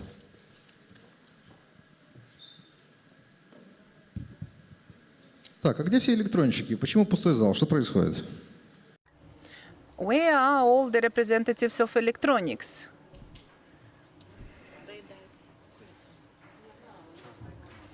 Так, что, гасим свет, чтобы было лучше видно? Do you see well or it's okay? So let's start. My name is Dmitry Voloshin. I present the company Simples and its branch Garage, which is busy with the innovative items, with the hardware and some tools which we produce. And now I would like to tell you the story which we confronted with the troubles in the sonar production. These are all the points and associations which are created by us and the project SUR, and this year we are going to celebrate 4th anniversary. Some short story about me. I am passionate by swimming, and I crossed Gibraltar in 10 kilometers. I have some weak point in swimming and I am dedicated too much to sport. But I consider to be a normal person who leads the health way of life, and always I pretend to have the best results in any kind of activity which I perform. And I can say that 10 years ago I started swimming from zero level, and I understood that the swimmers in the swimming pool have big problem. They don't hear anything because their ears are stuck. And so they cannot change their technique of swimming, and the process is very low. And at that moment, an idea came to my mind. It will be a perfect situation when the swimmer will have something in his ears, when the coach will have the possibility to discuss with him the techniques of the swimming. So, and sometimes I realize that it will be a frightening thing when a person is under the water and he hears his mother's voice or somebody else. And an idea came to me when with the bone tissue it will have the possibility to transform the sounds. And the engineers admitted this idea, and they said that give us, share with us your ideas and we will see what can we implement. So we can say that there is a physics peculiarity that the waves are very short, and we have that is the way our world is creation. But for the waves we need the longer size of sound. So we invented a mechanism like this.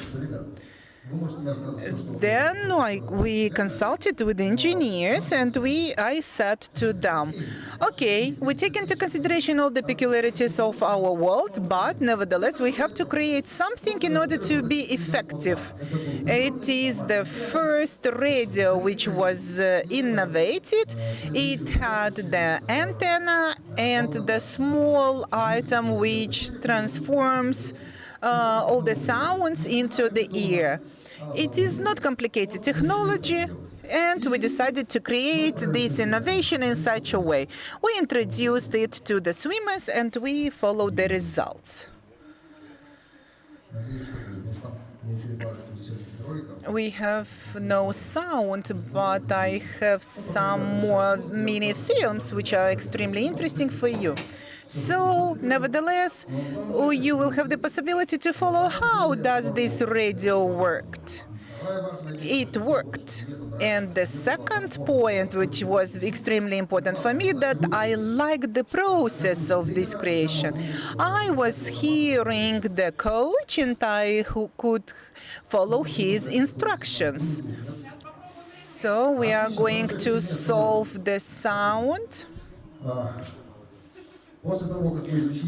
When we studied all the possibilities, we decided to sophisticate this item, and it was renamed into the top of the tank. And one more film, how it happened. I can sing the song. It is a very nice one. Okay, the sound works. We are lucky.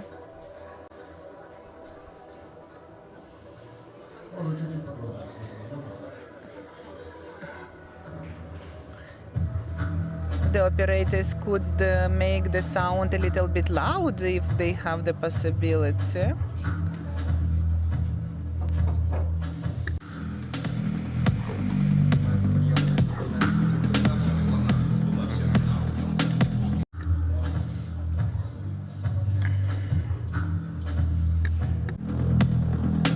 Было очень много вопросов с передачей сигнала под водой. Очень мало. We had the lack of the transmission of the sound under the water because there is little information about this. So we had to create some elements which will be able to transform this signal. We had to work much in order to find out the needed decision. This is also the working variant. It is called Snail. And in a year of experiments, we managed to introduce a very clever, very smart antenna, which is put inside of a little disc. It is the fourth version, which was created by us. I asked the operators not to introduce this slide, but they introduced it. To be honest, these are the special sacks for the testings under the water, because we worried much that these items will be influenced by the water and they will be out of work. And that is why we use these special sacks for testing. And we found out one more problem here. And the pressing of the sound exception was with the help of the button which was installed upside. And we noticed that when the swimmer is under the water, the pressure of water presses the button and the button switches on. That is why we consulted another engineers who helped us to innovate another position of the button which will not be pressed by the water and which will not be switched on. And during some period of time, we created another item which is going to transmit the sound, and to transmit it looks like this. When me and my partner Sergey went to the USA, and we were investigating the market of the products, we consulted with many investors, and We have seen one video in the metro, and then one more idea came to my mind to introduce it on the back side of the scalp, the bone conduction. It is a little one. We had to leave some air between the scalp and this item in order not to be broken. And in the period of 3 years, we managed to innovate this sophisticated form. And when the moment came to be presented at the market, we invented the first item. It was much money invested and much abilities and capabilities of people were put together, and we started to film the rollout about this work. Introducing Sonar, the smallest underwater radio receiver for real-time swim coaching. Bring every training to maximum efficiency without shouting, making signs, or waiting for the swimmer to finish the run. Polish every move of the swimmer by communicating in real time and achieve optimal technique.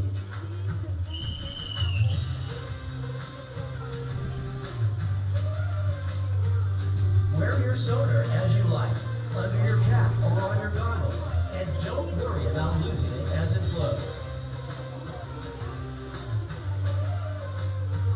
Coach all the swimmers at the same time, or each swimmer separately. Sonar works great for both advanced and beginner swimmers. Kids love to hear a guiding voice when starting swimming. Every gram of sonar is a state-of-the-art technology. Thanks to the bone conduction, you magically hear the sound in your head up to 1 meter deep and up to 300 meters away from the coach. Discover the next level swim coaching with real-time communication. Achieve your goals faster. Find out more at sonar.pro. Get your sonar today.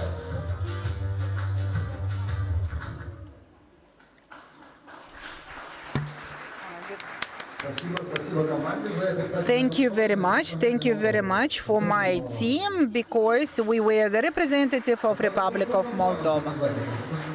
And it is extremely important because we reached the positive results, good practices. But to be honest, our advantages only started. Do you see the faces of these people? They are waiting for us and calling us, come to us. And when our team started to sell, and at the beginning of the process we were busy with the process of investigation if this item going to be bought by the client. And to be honest, I can share with you that nowadays we are delivering and selling our item all over 60 different countries, and we are very proud of these facts. And now I am going to speak about electronic peculiarities. My partner, Mr. Osinenko, he was ready to continue to innovate more, to multiply these items. And he started to investigate the market of the factory which was going to produce these items. And I can say you that China is absolutely different world. There are different rules, and if the person says you, yes, I am going to do, it doesn't mean that he is going to do.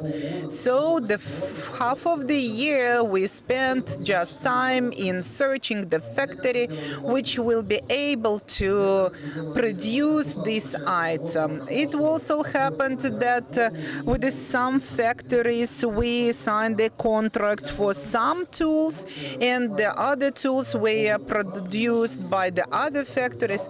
And half a year ago, we managed to find out the factory which was able to produce these items, but unfortunately, with the pandemic situation in China, factually, we had to spend 2 months in China in order to push the process. The first lot of this item was very slow one, and it happened that something was produced, it was defected, it was sent back. We investigate, we say that correct the defect, and we send them back, and this process prolonged for the half of the year. When at last we received the samples which we were satisfied with, and we admitted them. And now I can say that we produce a lot of items, and the last lot is going to be of 5,000 units.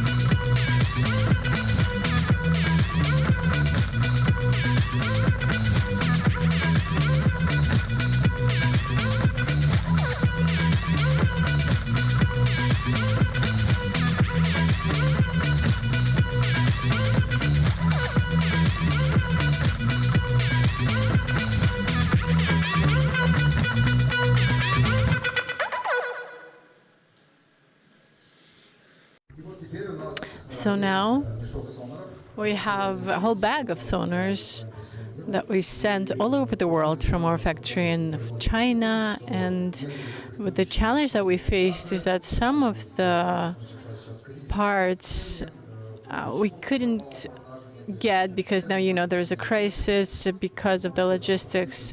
So now our programmers had to make a new program for the controllers, so it took another 3 months, and soon we will have a new set of equipment. And now we're working with Amazon, and I hope that in the next future, in the next couple of weeks, you can go to Amazon and type in sonar and see this equipment made in Moldova and buy it. Thank you.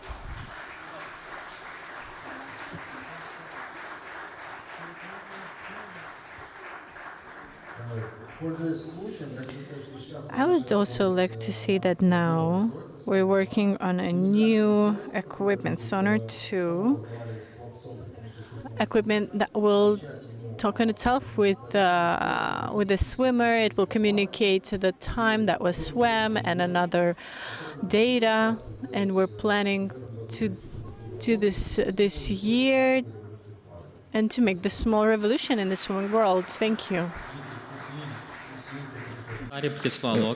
Thanks a lot, Dmitry, for this presentation. One more thing I forgot, because we also have a lot of jobs for electronics and engineers, so you're welcome. Come to symbols.com, send me your CV to me directly on Facebook, and we have a lot of job openings right now. Thank you, and I apologize that I make you applaud so much. Thanks a lot, Dmitry, for the passion and enthusiasm. Now we will give the floor to Igor Keptene, General Manager of Magnetech company. So he will tell us more about the way in which Magnetech company tries to penetrate the global market. So please, a round of applause for Mr. Keptene. Mr. Keptene, please take your seat. If you are ready, we could start. Please, the PowerPoint. Hello, I would like to thank you for this opportunity to speak, to be present on this event, to tell you more about the electronics industry in the Republic of Moldova.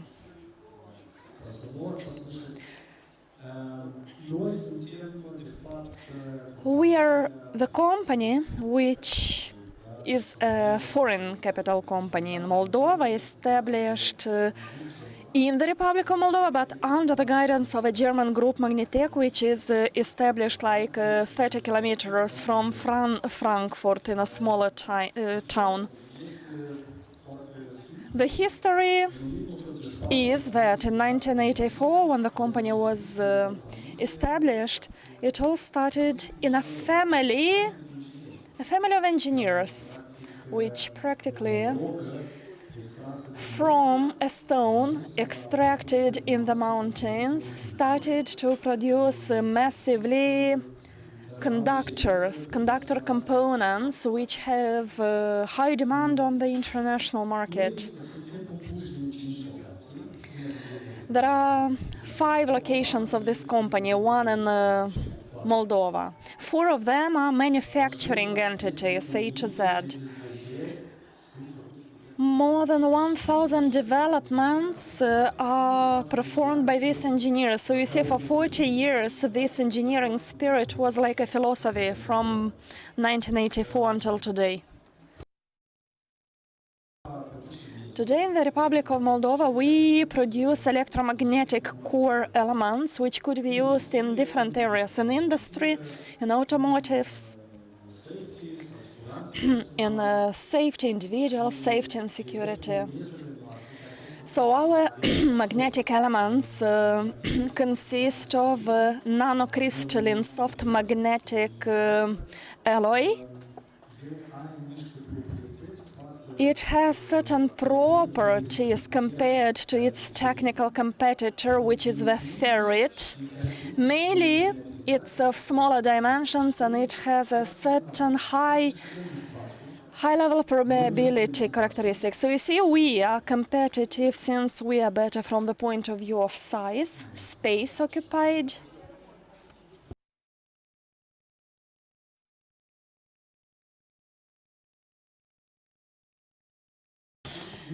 So we are much more competitive from this point of view, space and sizes. And what is mainly demanded today, you know, the industry wants to get back from big size to smaller size to microscopic size. Well, our core elements, magnetic core elements, are used for the engines, either synchronous engines or continuous current. So the engines will get a shock of current, which is double versus the nominal one. So our core elements ensure the safety for reducing this shock. That's for industry. So our clients use this for conveyors, transporting lines, for lifts, etc. So let me say, in the last 10 years, the automotive industry progressed a lot. We all know that it all started with a success story, Tesla. And until today, practically all producers of electric vehicles already have their brand. Well, the demand for that is really high in the previous 10 years. So the volume of our company increased like considerably in the last 10 years, and our current transformers are used for the safety of portable chargers. So the user can use this charger from whatever electric socket available to 120 volts. So the volumes are more and more demanded. You know, the mobile phone. You would also buy 3 chargers. 1 charger in the car, 1 charger at home in the bedroom, 1 charger at the working place in the office. The same is done with electric cars. There is always a charger at the working place, at home, so the demand is really high. especially considering that the vehicle which is charged at home, but at home there are two types of currents. So the continuous electric current from the battery and the alternative electrical current in the electrical socket from the home. And they meeting in the network, they generate distortion. So you see the importance of the electric safety and security to be provided. I would also like to say, besides what I said about our products, a bit of history about establishing this company in Moldova. So when the investor arrived to Moldova, and they wanted to have a cost reduction, to benefit of some facilities, all of that was provided to the investor. We opened the company in the free economic zone, but the most remarkable is that we started in 2019 when we founded the company. But in April 2020 of the following year, we started the first product. But you know probably what happened in March 2020. You all remember the pandemic when everything stopped.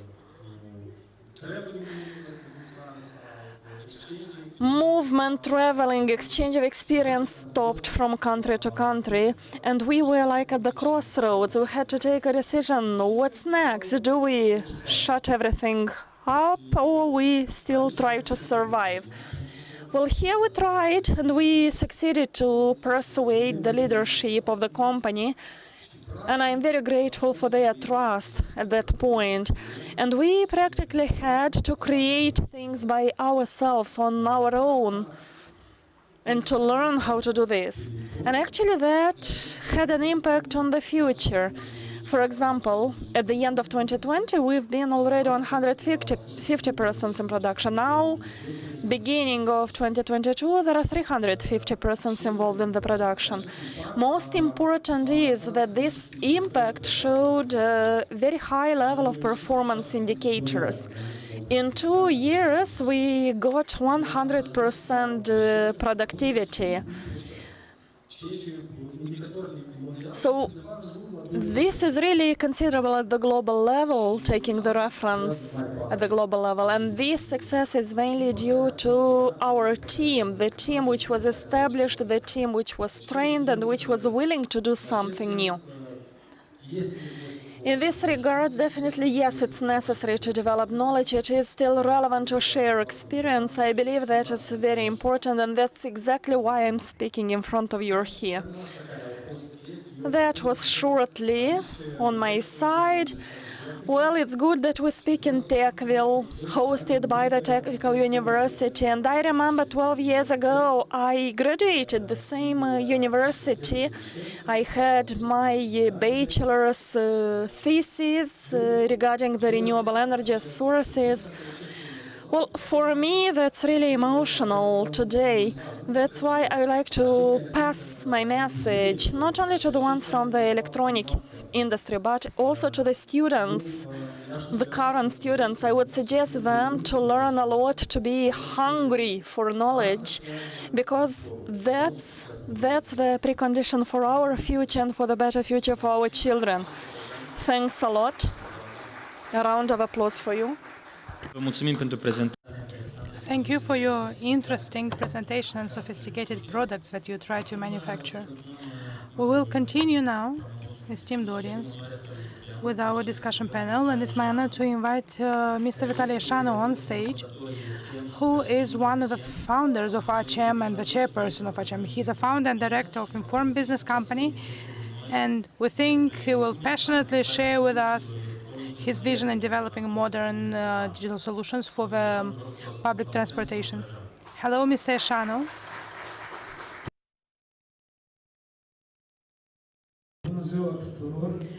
Hello, everyone.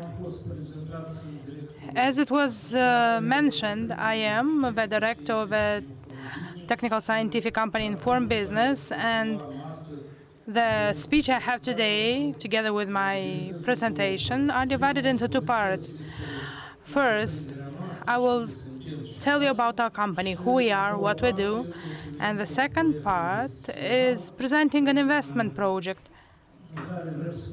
where we want to share what we want to do in the future.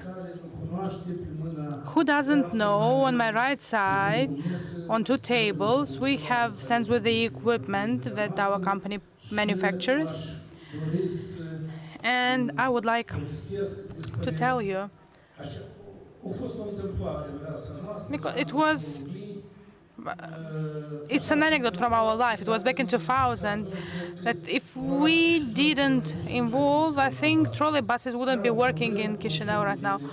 The consumption of electricity, excessive consumption of electricity was an issue. And then after a discussion with the head of a trolley bus organization, they asked us to cut down the power consumption. And we made some changes. We took away from trolley buses around 1.5 tons of equipment, and instead of it, we installed over-sophisticated device that was 42 kilos, and it gave minus 40% consumption of electricity. That was the beginning.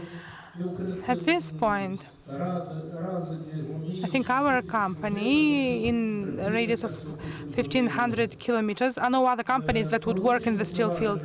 We produce electronic equipment for trolley buses, tramways, autonomous trolleybus, metro, railway, and lately we have a number of projects that are being implemented related to electric buses.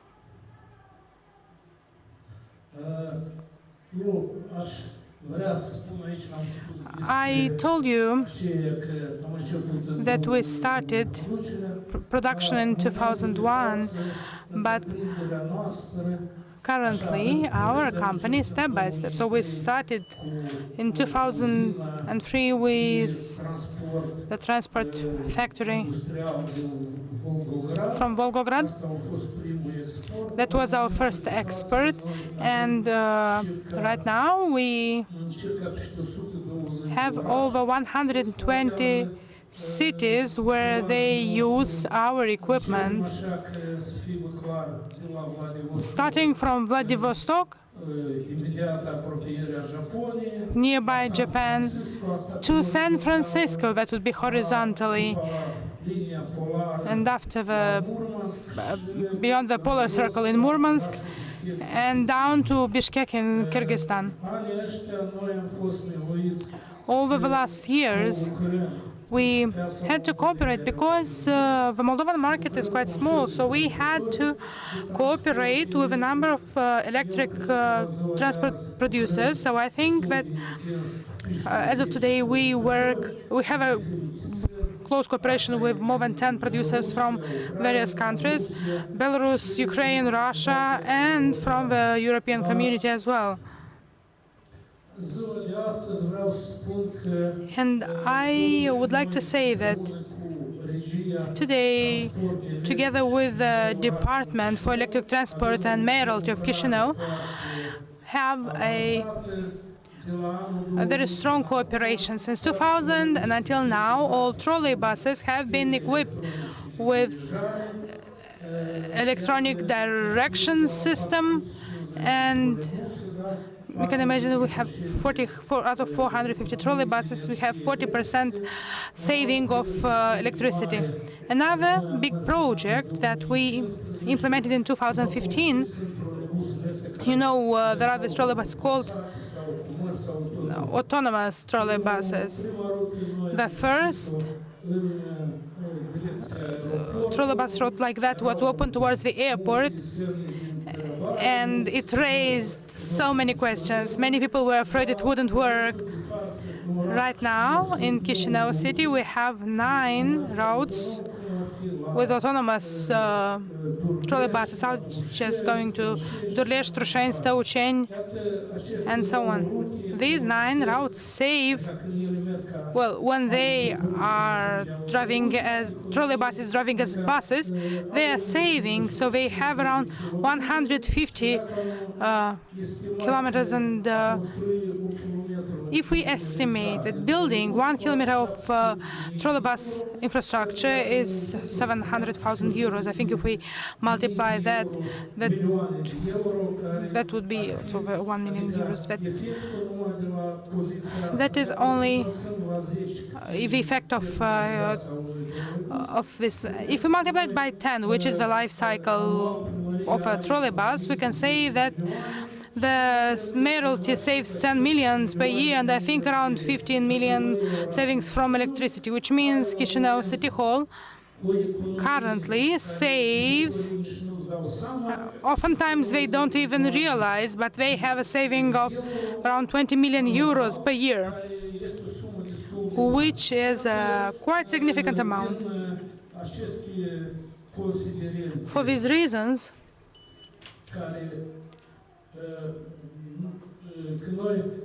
because we started to work with Chisinau City Hall, we have a basis to explain, to show to other cities what we are doing here. And I think our highest performance result today is the autonomous trolleybuses. We have over 200 units in Minsk. We have many in Russia, in various cities in Ukraine, around 20 cities. Last year, together with our partners from Chernihiv in Ukraine, we created a new tram, entirely new tram. We designed it together. At this moment, our company, this is one of these blocks from autonomous trolleybuses. At this point, we work with Maz factory about electric bus that can be charged overnight with a length of traveling for 350 kilometers. We discussed all of that, and today we had colleagues from Gagauzia, we had some meetings, and they have the initiative to buy 10 electric buses of this type. Soroka contacted us, Belts wants that as well. So we have quite a significant outlook, and this is one of the trams with our equipment. Our team,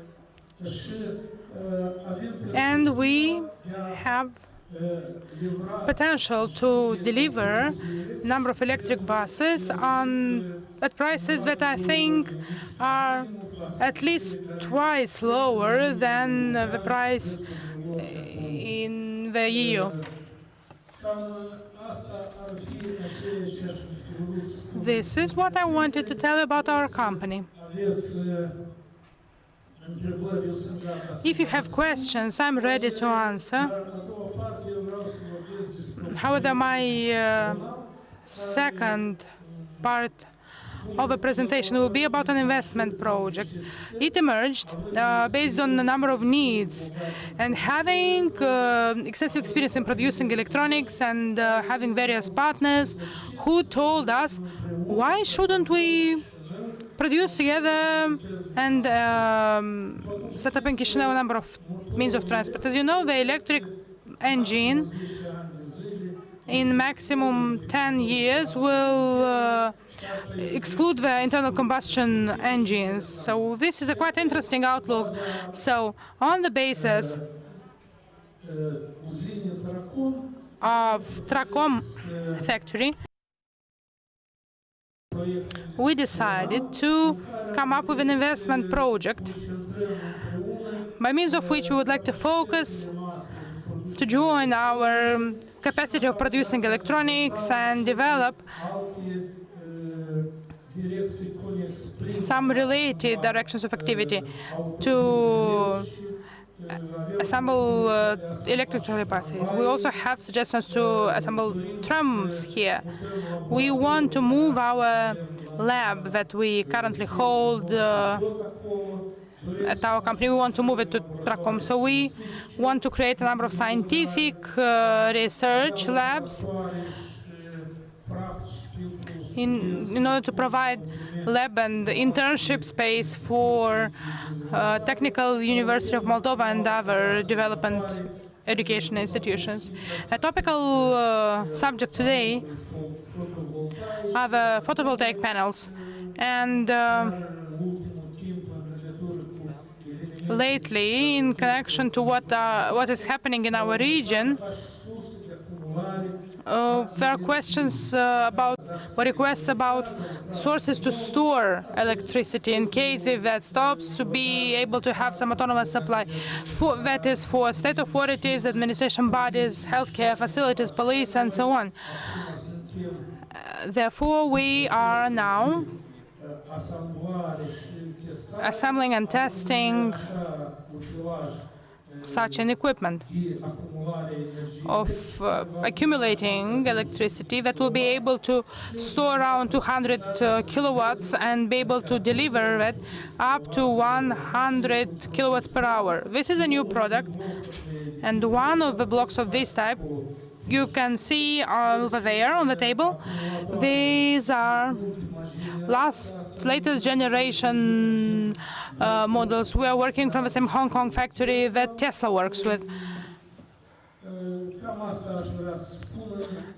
This is what I wanted to say. And, well, you can see here a list of all the areas that we...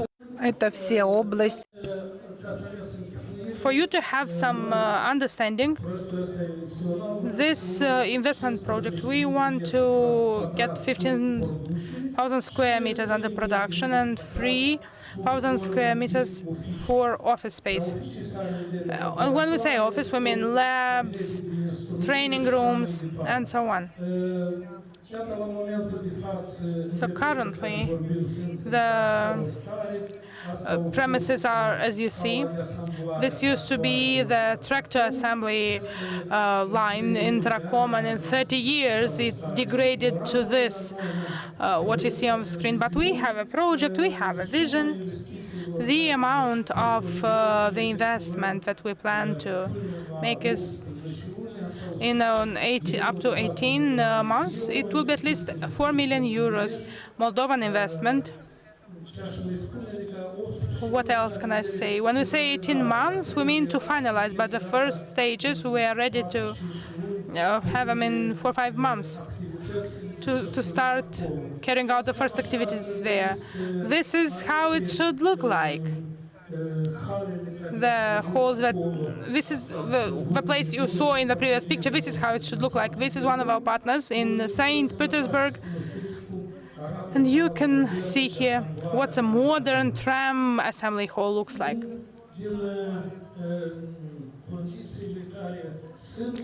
Based on the conditions we have and what we intend to do, we want to include into our enterprise another 100 new employees. And at first stage, as soon as we start, we want to produce in the first year at least 50 electric buses that we will increase that number over time. The effect from electric transport units is that no carbon dioxide is emitted and other negative substances for the environment.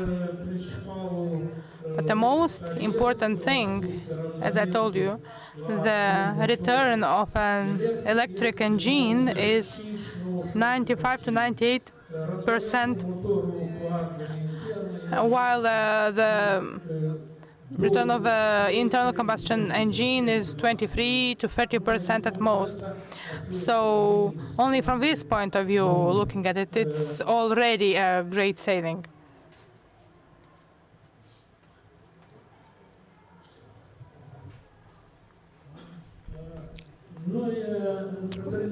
Our company, as we work today, we have a lot of cooperation, and we place many works in welding, painting.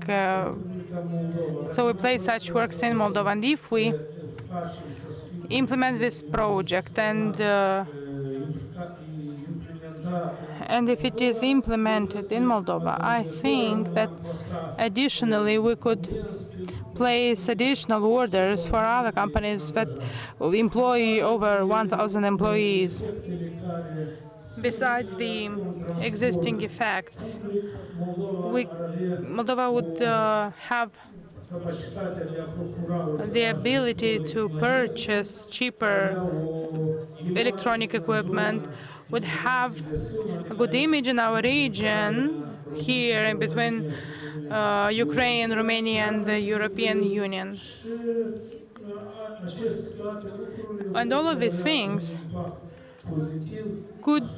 would have a positive impact on the economy of Moldova. So I think this is a brief story, brief but comprehensive story of what we are doing and what we want to do. If you have questions, I'm ready to answer. Thank you, Mr. Ishana. Thank you for your inborn entrepreneurship. We wish you good luck in implementing the project. We invite you to take a seat on the stage, and we want to see your project become real, and we hope that all stakeholders that should be involved would really join efforts in order to turn those debris that we saw on pictures into something that is great and adds value. And in the end of our presentation panel, we would like to ask Mr. Ruslan Kasko to join us, Marketing Director in ADD Group. Let's give a round of applause and welcome him to the stage. Mr. Kasko is going to present the newest solutions of smart metering solutions, with which ADD Group wants to tap new markets. And I don't know why, but we are sure that they will succeed, as they did with other solutions as well, where ADD is a leader. Please.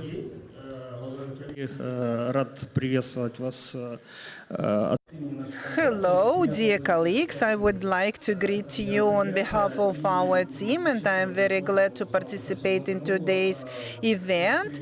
To be honest, I got known much about electronics in the Republic of Moldova at today's event. And I can say that our company creates the image outside of Republic of Moldova. We not produce only wine or apples. We also have enough brain to create the smart electronics, which will be the good competitor with the world competitors. So, some words about our company.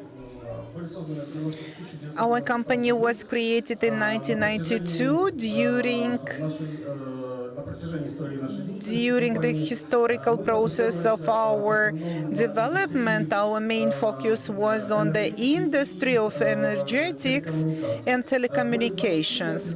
More than 20 years out of this history, we create and produce the decisions referring the improvement of the efficiency of electricity, counting of the electricity.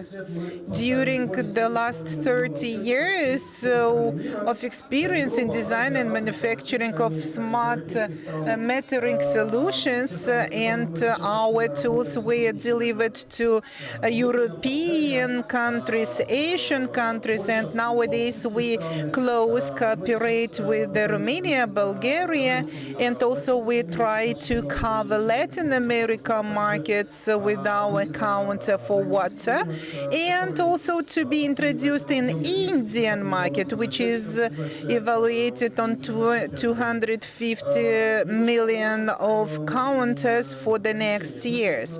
Some words about our decisions.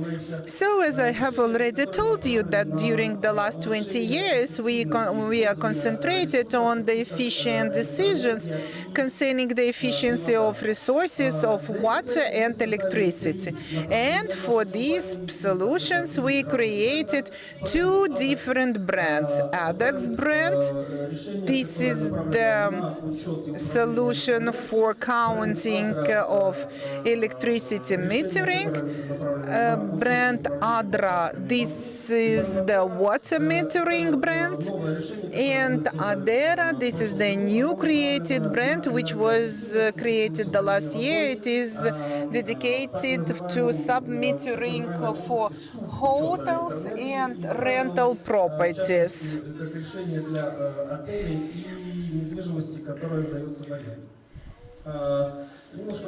Some words, some details about each brand. Is the smart accounts for the average consumers are considered to take the numbers from the counters and to introduce them in the acts. But if we speak about the Europe, more consumption of electricity is used, and we have followed these results because of the pandemic situation, and all the sources of electricity are limited nowadays. Also, the gas sources are limited. That was the negative side of this process, but in order to push the development of this industry, we must have the effective solutions, good solutions, in order to deliver to the society as much electricity as they need. And the metering of electricity and the fulfillment of the meterings, it is something more just taking the numbers on the screen. It refers to the management of the electricity metering, to switch on, to switch off the consumer of this system, to separate the tension of the flood, to release the tension in the wire system.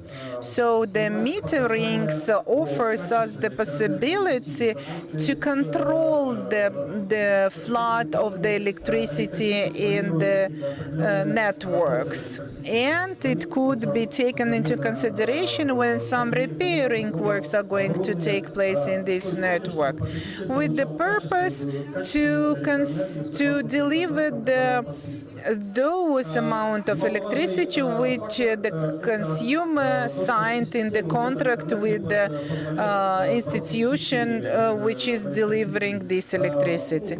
Also, it is very beneficial in the processes of fraud. It refers to the Bulgaria and Romania, which this problem is very important. But if we speak about other regions such as Indian, Brazilian countries, the frauds or stealing of electricity reaches 30–40%, and this problem will be effectively released, because totally it cannot be released. So also we concentrate our attention on the sources of electricity. If we speak about European Union, this topic is well known one. Even the consumers of solar panels, with the metering of the energy, these generated energy could be sold in the network, and with the higher prices, which are in 3 or 4 times higher than the normal price, normal cost in comparison with the gas resources. And the most important factor here is the factor which is useful for the consumers, That is because of the data received from the counters with the time, with the big digitalization, it is possible to create the profile tension with the difference in 15 minutes of consumption. And due to this data, the consumer have the possibility to economize the electricity and to organize the process rationally effective. It doesn't matter during the daytime or during the night time. You have the possibility to plan some peculiarities with the low tariffs, and the energy effectiveness appears at the level of every consumer. So if we speak about the water metering, here, due to the system of water metering, we fight for the efficiency of the water resources consumption, because the sources are limited if we speak about the European territory. And with the Mediterranean countries such as Spain, Greece, France, there are some drought seasons which are long enough, and the water is a very valuable resource there. And that is why the system of the water metering, this is not just to take the numbers on the screen on the controller, but it gives us the possibility to monitor in the real regime of time. The system allows us to detect the counting of the water and to react immediately with the special mechanisms. For example, we supply the controllers of water with the special caps, and when the system registers the liquid of the water, the controller automatically switches off the delivery of water. So, me personally have confronted with such problem when I was in my business trip, and I come back and I observed that my neighbor from down was flooded by water from my apartment. It is extremely important from the global point of view, and from the global point of view of the water supply, because the problem of the the water losses, because if we speak about Moldova, it loses about 40% of water. It is a high level of losses. If we speak about Bulgaria, it is also calculated in 40% of losses. But nevertheless, we have the possibility to struggle, to fight against these losses. So,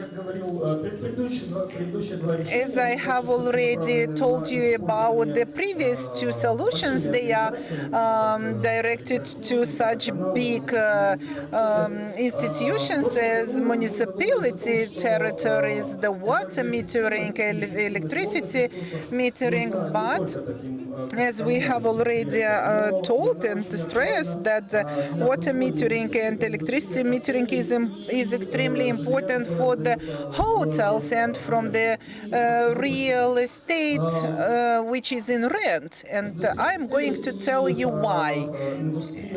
The industry, hotels industry and rented living spaces are for the short period of time in rent. And very often it happens that the tourists are consuming the electricity and water without any control. Of course, it could not be applied only for tourists. It refers not only to the East Europe but also to the West.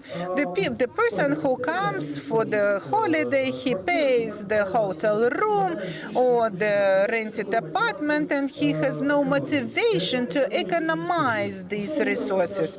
He can leave in the morning to the beach and switch on the conditioner, and the electricity consumption is non-stop. The same things happen in the hotels. Okay, we understand that on one side, on one hand, it is the cool air in your hotel room, but nevertheless, you have to take care about the natural resources and to take into consideration the economical point of view of these buildings.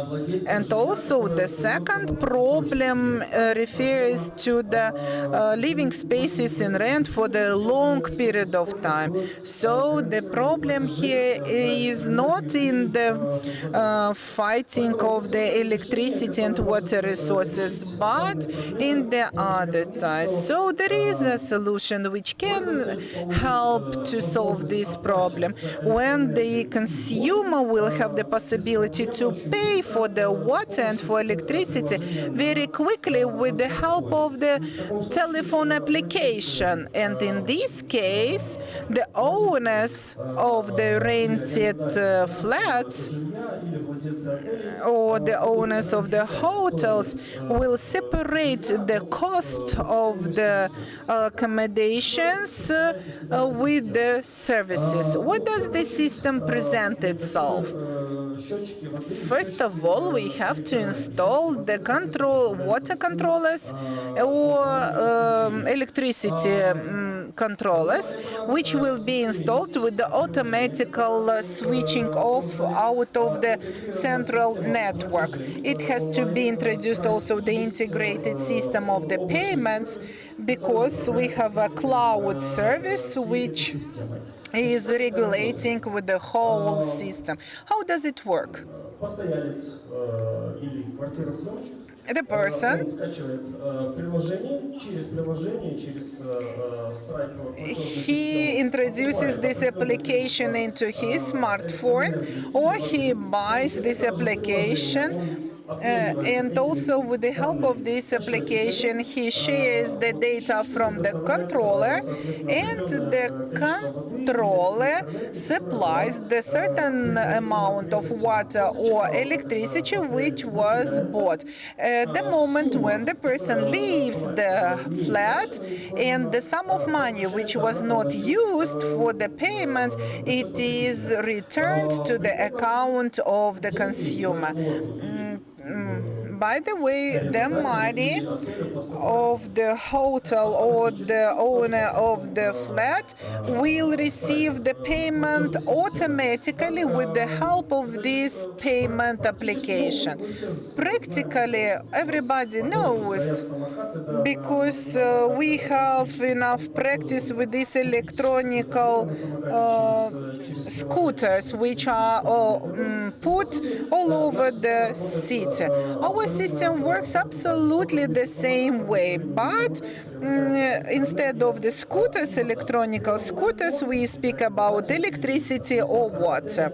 Or the other case is when the administrator of the hotel doesn't bother the tourists and the renters all the time, because all the process takes place separately. Also, I have presented to you our three solutions which were offered to the European market. But unfortunately, we live in the conditions of war, between Ukraine and Russia, and it influenced our company too, because the Ukrainian and the Russian markets were the biggest consumers of our products. That is why nowadays we try to compensate all these losses by the introduction to the other markets, and so we have the message to our potential partners. I hope that with the help of this platform, we will have the possibility to construct our new business dialogue and to cover the new markets. So we can say that our portfolio of the products and solutions are directed to the electricity metering, water metering, and sub-metering for the hotel and rented accommodations. If we speak about the electricity metering in the market, it is a huge market with a huge volume, which is the $21 billion, which was registered in 2020, and with the 10% annual growth, which is estimated in $54 billion till 2030. And the markets which are attractive for us nowadays are Latin America, Africa, and Southeast Asia, with a special focus on Indian market. And we hope that during the next 10 years, we are going to introduce more than 10 billion of controllers, water controllers, to deliver to the Indian and Asian markets. Moreover, I can say that the water controllers which were delivered to different markets, $7.5 billion, the part of them were produced by our licensed partners, and it means that the part of our technology is shared with our licensed partners, and the only one thing which we deliver to our licensed partner, this is the micro scheme, and that is the model which is admitted for the electricity metering.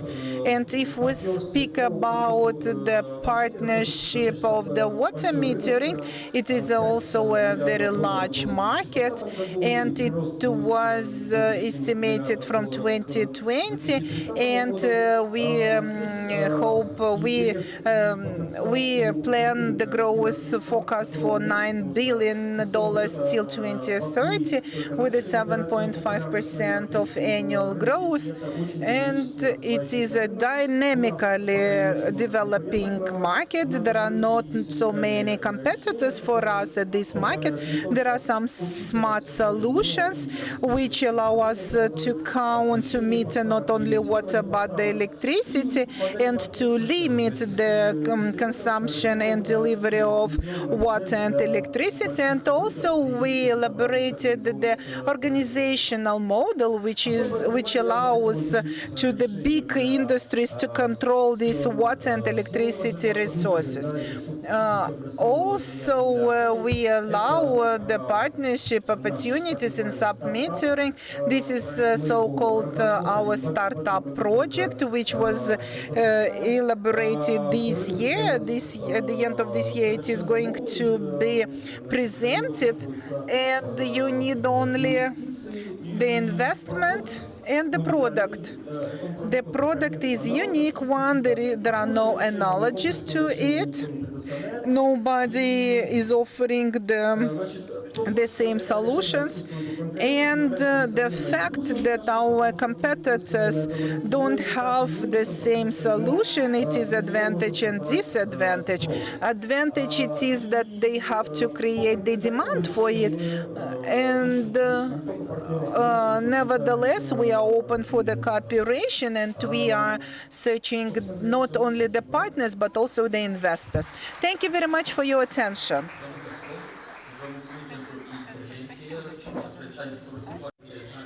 Thanks a lot. You described really good, interesting solutions in the current context, when everyone finds itself in a need to save electricity and money.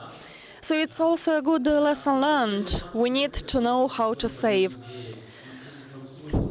Now I'd like to thank all the panelists for the passion and enthusiasm with which you talked about your companies. So we'd like to wish you good luck, and you are invited to stay in the audience for the following panel of discussions, and then I hope we will have questions, answers, a round of discussion. So a round of applause for our panelists.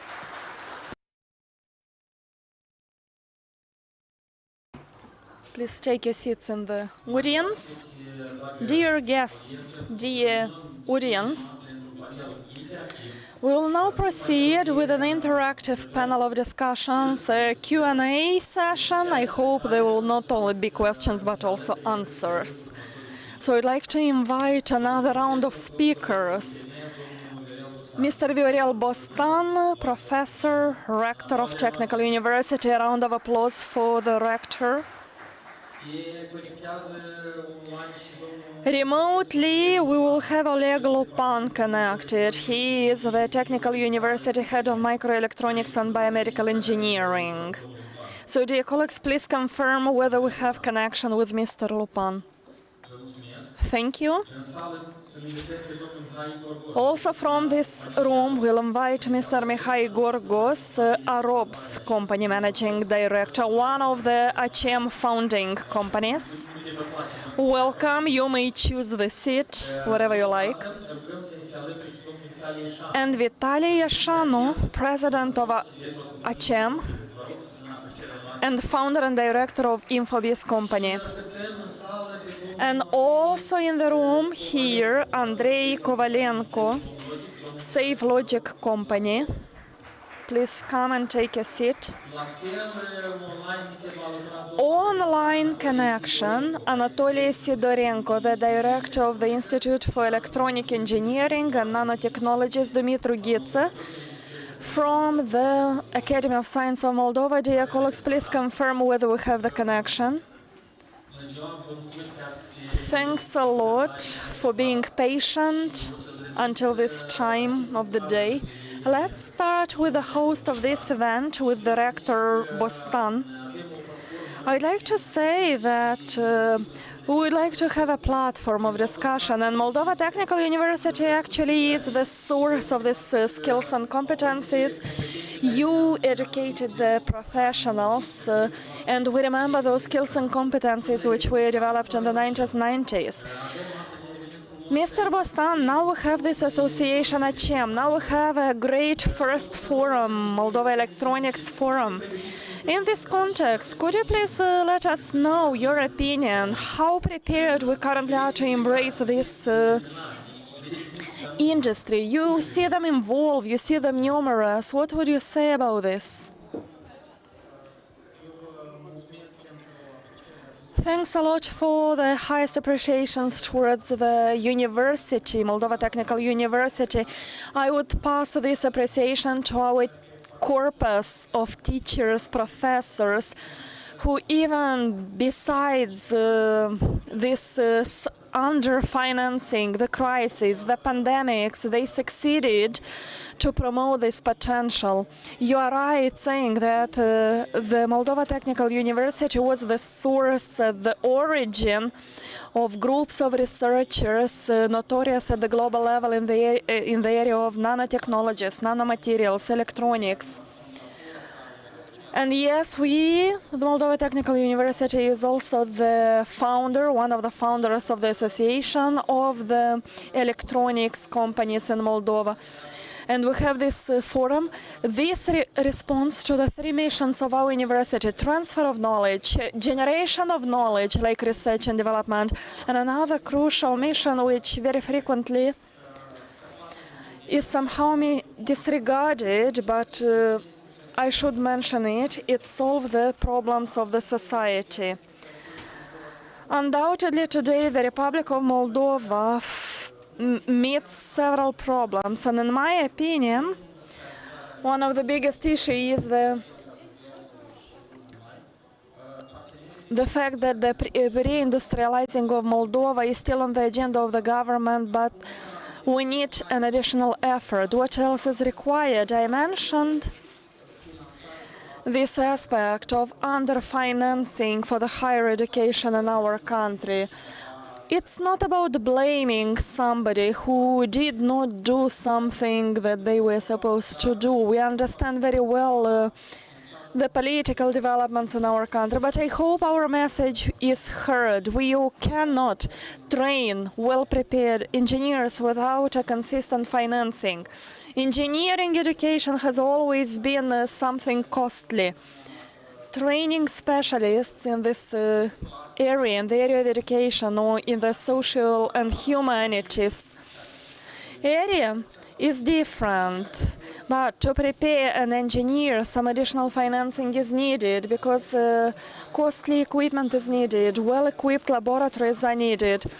Some extra activities are needed to be performed together with the students. It's not only sharing some theoretical knowledge, but it's also about practical skills.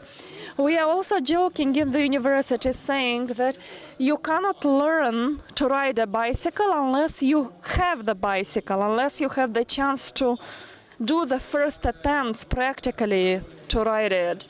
So what we need is the bicycle. In other words, we need the laboratories and equipment, but this all requires money and financing.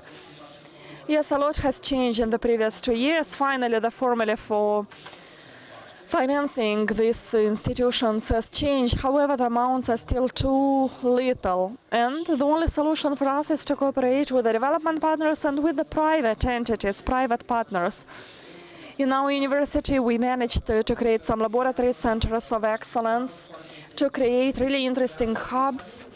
And the companies in this area of electronics, I would like to say a big thank you to them because they always were next to us and they were always willing to co-finance some students' activities, some basic things but crucial for the students, like going to international competitions, sponsorships for the contests organized here at the level of our university, providing some equipment for the laboratories, or they would also help us apply for a diversity of European projects, like, for example, the project that we currently have with the Technical University Georgia Sake from Iași.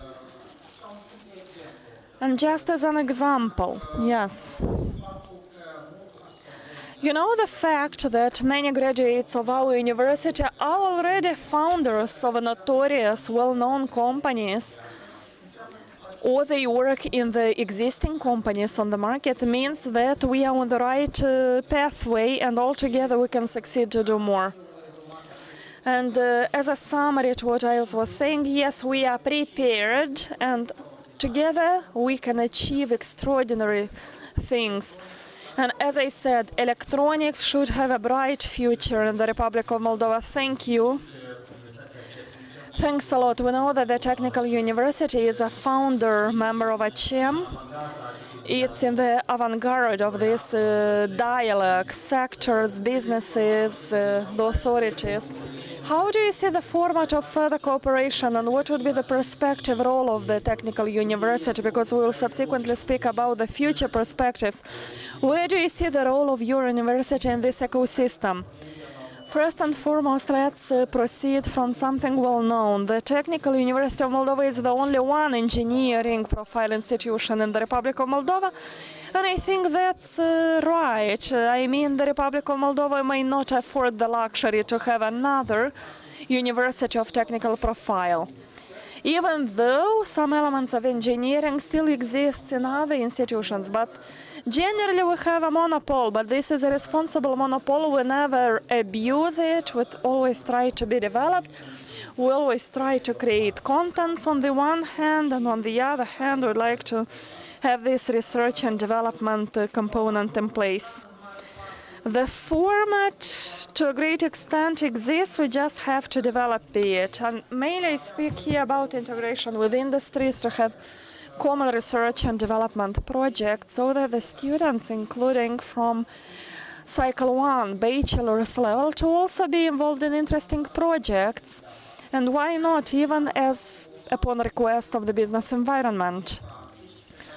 Or another example of good practices which we already have developed with the Association of Private Companies in IT, and we do the same with ACEM, is creating common laboratories. It's well known the fact that many companies in IT area already do have their trend laboratories in the university, which they may use jointly, both for bachelor's, master's level degree, but also for extra academic trainings. Another important component is the research projects in which we jointly cooperate. With Mr. Yashan, we have state programs, traditionally with the University of Energetics. With the Faculty of Energetics, they also had common projects financed from the state budget. Another opportunity which the companies from this sector should use are the technological transfer projects. Now we see the attempts for reviving, relaunching such projects, and I would use this opportunity on this platform to invite the participants also to take part in these technology transfer projects. We should also draw the attention of our governors about the need to create some investment funds in startups or in innovative ideas. I'll give you an example. Like 1.5 years ago, a very interesting project was launched.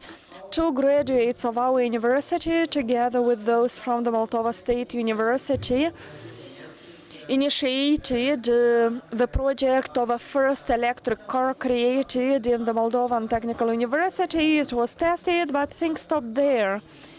So they started looking for investors, and they failed. It's not the purpose or not the task of the university to prepare a prototype for mass production. So we were willing to continue this research and development of the prototype, but we stopped at the version 0 because of lack of financing. Yes, there were interesting persons, but the financing mechanisms were missing. The funds available would be missing. Who would invest in such a product? Well, this is also an important aspect, because our youth, they have really smart ideas. That's why we organize different contests. 2 days ago, we finalized the competition Sergio Redouțan.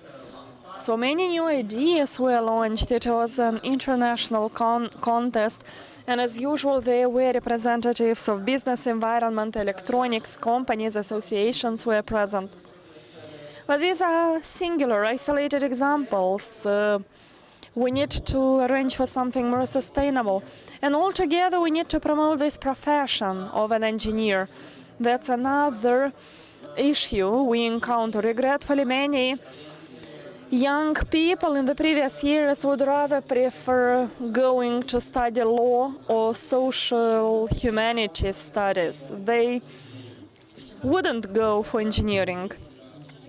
So we need to promote altogether these engineering professions. We need to promote the message that the country needs engineers, that engineering is something interesting and well paid, so that the young persons should choose correctly the profession of a future to come at the technical university, so that we would train them together. Thank you. You actually anticipated my last question for you regarding the challenges. And you spoke about the need to popularize the profession of engineers. What other would you see as a challenge for the immediate perspective? Because we see that things may change overnight, so not speaking in long-term perspective, but in a short-term perspective. So what perspective would you see? Well, same as in any business, one needs 3 things to be successful. First, you need very good raw material. Second, you need a producer who will do this quality product, and you need the market. So this is about our challenges. We need well-prepared graduates from Lyceum and fundamental knowledge in mathematics, physics, chemistry, informatics. That's about the raw material. So we would mainly need graduates from the real sciences lyceum institutions. Second, we need human resources who will train this raw material. We need very good teaching staff and good material and technical base, but this requires adequate financing for the university. Third, we need the market. So the more companies in the area of electronics exist on the market of the Republic of Moldova, the more demanded will be the engineering profession. So the graduates will be motivated to embrace this area. I remember like 8 or 9 years old ago, those from the ICT Association launched the campaign, Choose the Profession of the Future. And that's why we currently have this idea that IT profession is interesting and well paid, and we see this growing interest of the graduates from lyceums to go for IT professions. Well, now the issue is that we'd like to promote not only the soft part, but also the hardware part, because they go hand in hand. So 3 elements. Very well prepared graduates of lyceum, the product of schools and lyceums. Second, good financing for the university to be able to fulfill its mission. And third, a larger labor force market, meaning the presence of a diversity of companies. Thanks a lot. Let's appreciate the effort of the professor to answer our questions. Now we will give the floor to Professor Lupan, who is connected remotely. Hello, everyone. Can you hear us? If you could confirm. Thank you. Mr. Lupan, you are really close to this area of electronics. You are also associated professor for universities in Germany, France, and in Central Florida University. From this European perspective, which you live day by day, how do you think we may bring the electronics in Moldova closer to the European market? What exactly do we have to do so as to align to the standards and values promoted in the European space? Thank you. Yes, it's a sophisticated area, but through our day-to-day activities, we try to do our best. Even today, I am now in Germany. We also work in this area.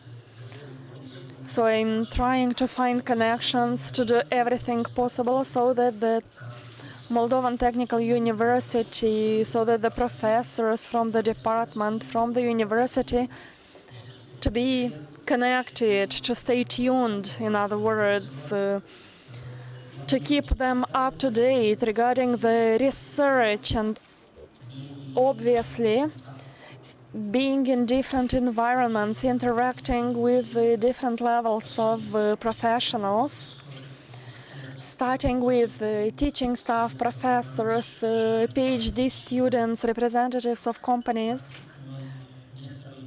So practically we try to maintain a certain level of quality. At the same time, it's a good opportunity that we are visible. First and foremost, we are visible through what we produce, through the scientific papers, through our patents, through our youth, young specialists. Well, even now in the university, we have a master's degree study from Moldova Technical University, who graduated the bachelor's level, and now he studies here in Germany, almost at an equal level. So the professors here say that you prepare a high quality of future engineers, European level future engineers. And in the long run, this will help us develop big projects. This will help us be better integrated with the industry, starting with the Moldovan industry, but of course going beyond that, I mean the European industry, the industry of other developed countries. Thanks a lot. You spoke about this connection with the industries. From the point of view of the European space, what cooperation formats would you mainly mention? How this is done more efficiently? Is it public-private enterprises, partnerships, maybe some internships, maybe co-working spaces being provided? So what's the working format? Which one is mostly appreciated, embraced in the European space? Something that we could also learn and transpose here at home. That's a great question. So the simplest approach is, like, for example, in each department of the university, a company is created. A company which starts implementing practically the results of the research. That's a good approach. To start with something that they would further develop. Another approach, an example. The students, I mean mainly PhD students, third cycle of higher education, because that's the key, of course. So with they will work with a master's degree level. So it's like in a cascade. The PhD students will work on research projects, but the projects will come from the companies. The companies will invest serious money for some solutions of their problems to be generated. For example, I need a certain device, or I need a certain software, or I need a certain piece of nanomaterial, which will be further implemented in some dental prosthesis or whatever other branch. Well, that's a really large area in which research is performed on a daily basis, and the representatives of the companies come directly here at the university and they discuss about this. And obviously there should be a university professor, like the leader of the team, who will coordinate the things and discuss with the companies. At the same time, many people don't understand why we need universities. Okay, I got it. In the end, I would like to ask you, what key skills should we develop in our young professionals for them to excel at their job? Are we talking about hard skills, soft skills, or what is important in 2021, 2022, 2023?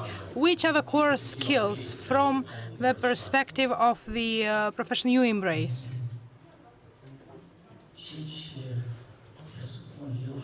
What I presume, and based on the current situation, obviously applied electronics, microelectronics, and biological engineering will be on top.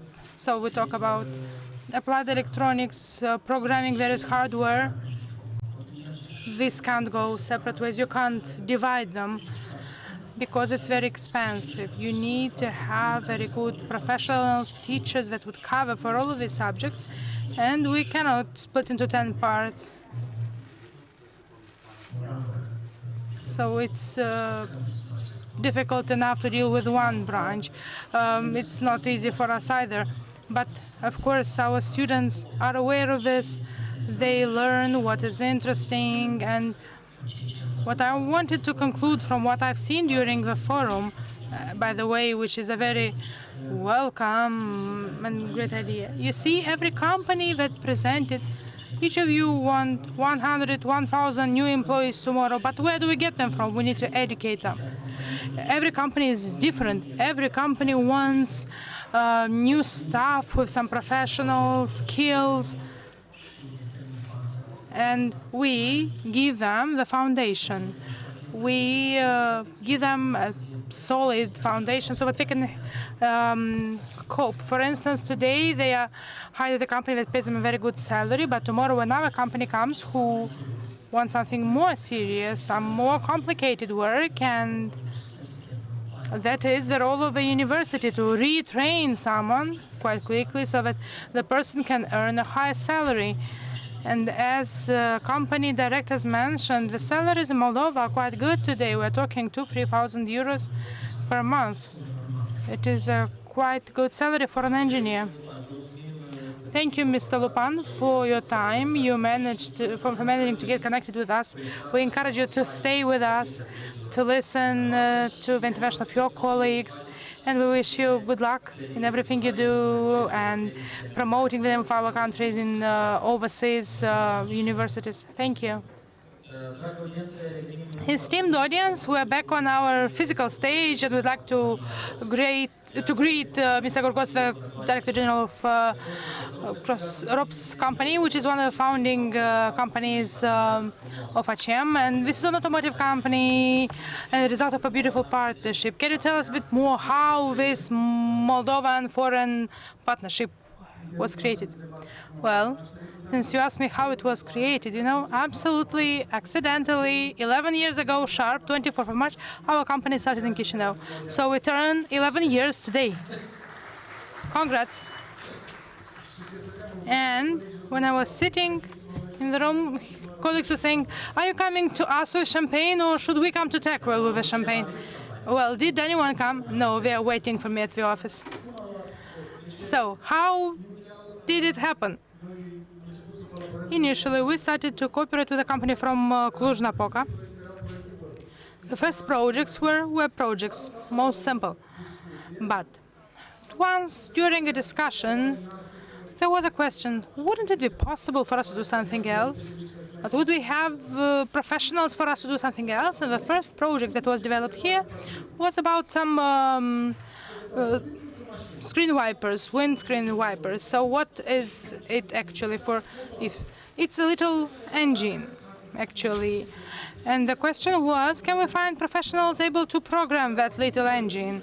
It was a small project, pilot project, and it was successful. Today, in our company, we have 120 engineers, mostly graduates of the Technical University of Moldova, and we are very happy with them.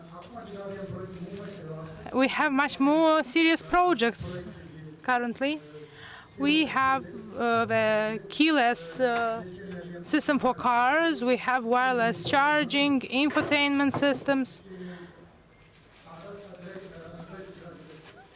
other system, advice and driving assistant. These are systems that deal with drivers' tiredness, that check on the lane, that keep the car on the road. So we are not producing electronics, we are engineers that are programming produced electronic equipment. One of our latest projects that was really interesting, we got a car light, that a sophisticated one with several sensors, and depending on the traffic in front of you, the right or left light was going down or up, going into short or long distance. And we was told, this is from a very expensive car brand. We want to do the same functionality, but cheaper. And they brought us some micro schemes, really more simple, more Chinese, as we say. Colleagues worked on this project, and actually we still do work. It's in post-production stage now. So we created the same functionalities for up, down, and going from short and long light. This is all happening depending on car speed and depending on the traffic ahead. For the testing, so we don't take a car and put it on and go on the road and see. We have some equipment that can simulate hills, rain, snow, and so on. Based on simulated situations, programmers understand what they can face, what drivers can encounter, and what the sensors see. And depending on that, they program the behavior of these lights. In the future, projects that we will work on are lights that have not only one or two lamps, but a matrix of lamps, and it will be possible to give some light in front, but it can make an inscription. This is something that we expect to happen in the following years. Another direction of work that we've been working on are the hybrid and electric cars. And over the last years, the team here got to up to 50 people, and we expect this team to grow because we already see the trend in this industry. I researched some statistics before coming, and say back in the 70s, 50 years ago, the cost of electronic components in a car accounted for like 5%. Now in sophisticated cars, it accounts for up to 40%. Only the cost, in the total cost of a vehicle. And with hybrid and especially electric cars, if we include the battery, which is an embedded software thing, if we include the battery into the cost of electronic parts, then we expect that the total electronic components accounts for up to 80%.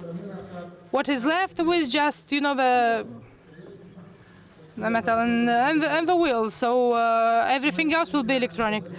We believe that we will have a lot of work to do in this context, so therefore we decide to double our team from 120 to 240 engineers in the future, and we really hope that the technical university will provide that. Thank you, Mr. Gorgos. Let's give him a round of applause, but we don't let him leave. We have some questions to him. You mentioned the partnership that you had with a company from Romania. And in this context, especially in a not so favorable context that we're going through right now, what should foreign investors know in order to come to Moldova? Or how could we attract them from this perspective? Do we have any ace up our sleeves? Do we have any additional arguments, like from Romania, from other neighboring countries, so that we would come and create successful partnerships like yours is? So how do you see the creation of such partnerships? Despite the tragedy happening in Ukraine because of the Russian-Ukrainian war, our company was not affected, but rather based on discussions with partners we had with partners in Romania and Germany, we may even win. Besides us, there were many companies similar to ours from Russia and Ukraine, which were working in this embedded programming thing. So were very strong companies in Kharkov, in Odessa. I don't know the Russian ones in which cities they reside, but now in Ukraine, the war is on and many companies are not working because the men are defending their country. On the other hand, there have been sanctions from EU towards Russia, and we were announced that an amount of work that used to be outsourced to Russia and Ukraine before will finally come towards us, to Moldova, to Romania. And what Moldova or Romania are not able to do, maybe it would go further on to Bulgaria and so on. So it will come to Eastern Europe. Oh, thank you. I just want to ask you again, you have many employees and interesting projects and good outlook, but do you have a risk management plan? How could you put in practice some measures in case of scenario 1, 2, 3? Company level or partnership level, for instance, business relocation or throwing effort towards specific teams. Do you have any pre-planned scenarios so that you can prepare for potential crisis in the region or in the country? Well, thinking of the COVID crisis, we have not been prepared at all. But we migrated to work from home quite quickly. Some colleagues had the possibility to just take their equipment home. Others couldn't do that. But I created conditions in the office with disinfection and all other things, everything that was necessary.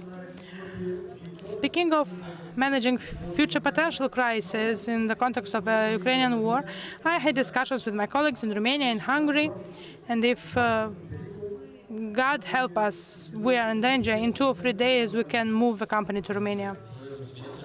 Thank you. I would like us to thank Mr. Gorgos for his presentation and the answers to our questions. Dear colleagues, next we'll have an online intervention. Academician Sidorenko, please, let's try to get in touch. Who is a reference expert in nanomaterials and nanoproducts industry and engineering. We know he coordinated cooperations in European countries and is appreciated at level. Mr. Sidorenko, can you hear us? Bună ziua. Can you hear me? Yes. Bună ziua. Ne auziți? Can you hear us? Dear colleagues, first of all, I would like to congratulate organizers with such important event, Electronics Forum in Moldova. It is one of the most important directions last decade, and Moldova take part not only from point of view research, but directly in implementation and development of this area. We have, in our institute, we have 2 decades experience collaboration with our colleagues, first of all, with Germany, where I worked 10 years in the Institute of Nanotechnology, and we developed new advanced vacuum technologies for functional nanostructures fabrication. These functional nanostructures are directed for new branch of microelectronics, superconductor spintronics. And functional nanostructures which we are preparing in Kishinev, in Moldova, in our institute, in cryogenic laboratory. We investigate with our colleagues last 3 years in frame of European project SpinTech. Our institute was coordinator, and our partners from Netherlands, University of Twente, and from Sweden, University of Stockholm. We developed base elements for superconductor spintronics, because you know that one of the most difficult and most important problems the last years is saving of energy. And the traditional semiconductor computers, which I have now in my hands, my notebook, energy consumption is the big problem, and the development of new direction of superconductor microelectronics is very important for big data center. In Sweden, where we are working in frame of our project, one of database center of Facebook placed there, 700 data center of Facebook all over the world, and one of them in Sweden because of cheap electricity, but only one data center, energy consumption 9% of the whole energy consumption of Sweden. 108 megawatts, and this is only one data center. That's why to develop new principles, to develop new base elements, energy effective is very important. And in frame of international collaboration, our colleagues today mentioned already importance of development of collaboration, international collaboration. And we developed such collaboration already many years. And our institute and the technical university, because I am Prin Comul professor of technical university, and we have Erasmus project together with Professor Lupan, Professor Ralan, and 2 master students, 3 PhD students. We worked in University of Twente, learning of new principles of energy effective base elements, development, production, and implementation. That's why I believe that for this direction we have experience. We published several books in Springer devoted to superconductor microelectronics, and at the moment the stage is research and fabrication of functional structures. Next step will be in frame of new projects, for example, a new European big program, Horizon Europe, which appreciate projects directed to industry, and I believe that together with Technical University of Moldova and our colleagues from partners from abroad, we can develop this new area. Thank you for your attention. Thank you, Mr. Sidorenko. We have just a question related to the tendencies in nanomaterials and nanoproducts. And what do you think? What are the trends in internet on the global market, and how Moldova could cope to these tendencies internationally? There is some actual potential for this type of products to be developed here in Moldova? Thank you. Yes, thank you. Thank you for a very good question.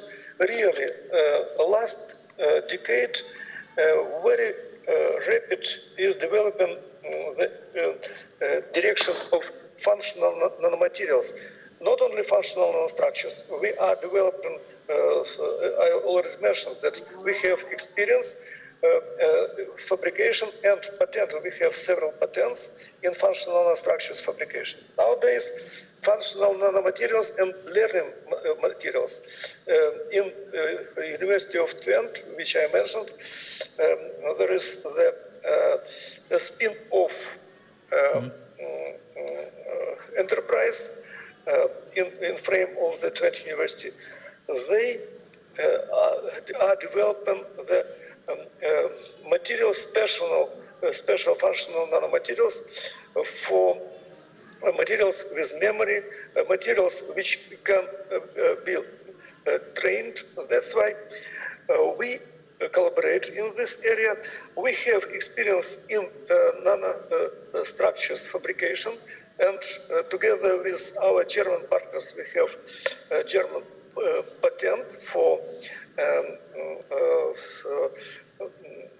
superconductor ferromagnet functional nanomaterials, which one can operate with external magnetic field. That's why, yes, the answer to your question is yes. Moldova has experience and has already basis for functional nanomaterials and functional nanostructures fabrication, and we can think about also about spin-off enterprise where we can organize production of functional nanostructures. Thank you, Mr. Sidorenko, for your intervention, and please stay tuned with us in order to listen and maybe to interfere if you think that is necessary. Thank you for your intervention. Thank you. Yes. Thank you. Thank you also. Thank you. Esteemed audience, back to the room. I would like us to continue our discussion with Mr. Vitaly Ashanu, chairperson of ACEM, director owner of Inform Business. We've seen you before sharing passionately about your company, your life project. So what do you see? What's the potential? How do you want to make use of it? With whom? And from this point of view, I would like to ask you, within ACEM, within the association, do you see other members that are also so passionate about their business? Do you see new companies or young professionals who could be part of this wonderful community? How do you see young professionals generally? Thank you.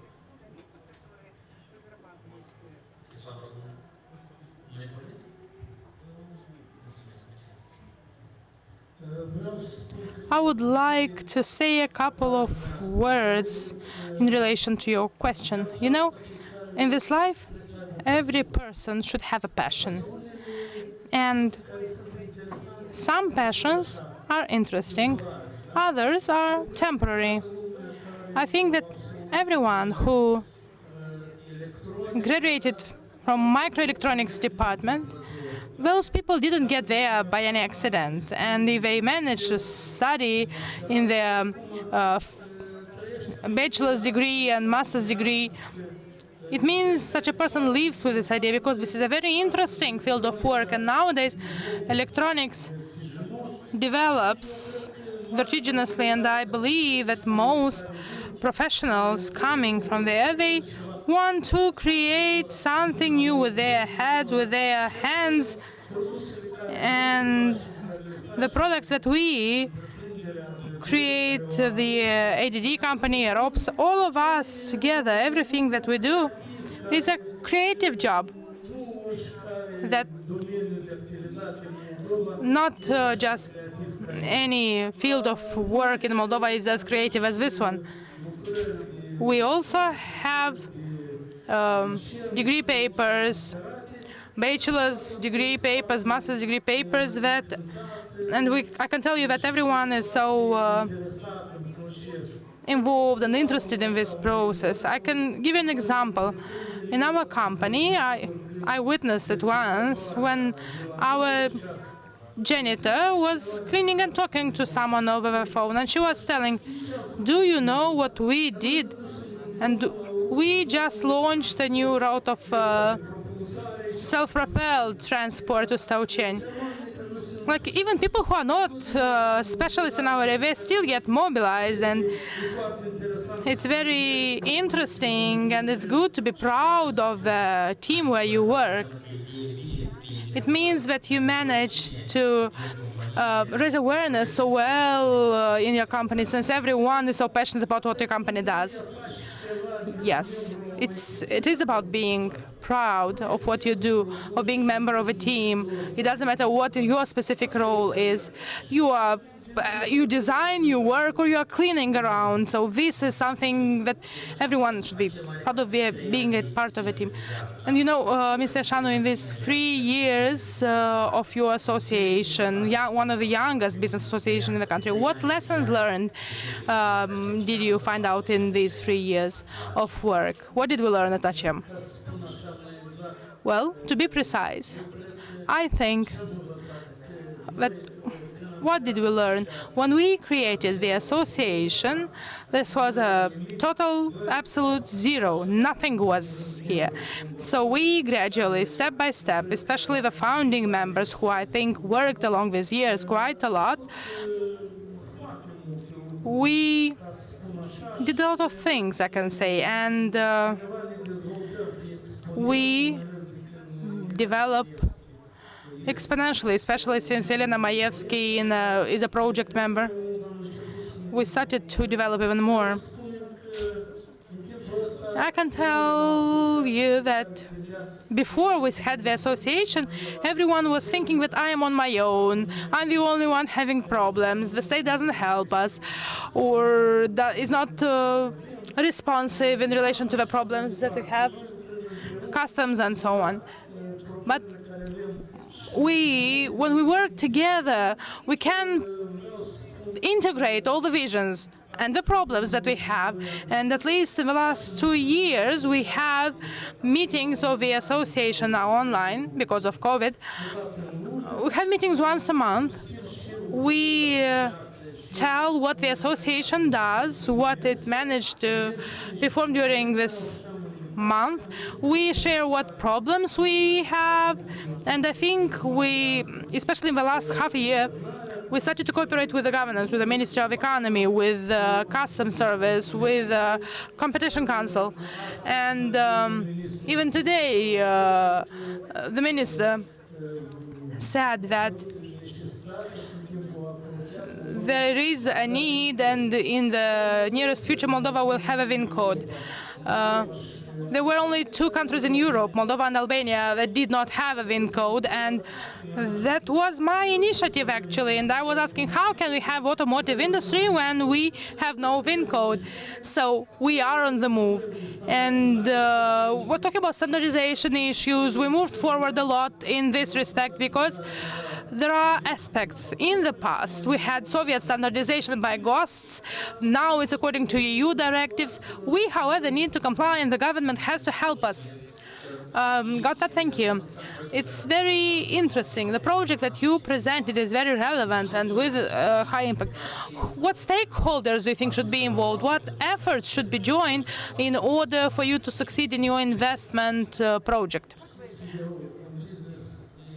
You know, I'm in business for over 30 years, and I think that in order to implement a project, first of all, you need someone who is, the person who implements it needs to be confident that they can do it. But also a lot of state support is needed here because there is a lot of red tape, various laws that are not always helping. And still, I would like to say that for Moldova's electronics industry, if we implement this project, that will mean a lot of work, Mr. Gorgos, we're not competitors, but we are fellows who are moving the transport, including electric transport.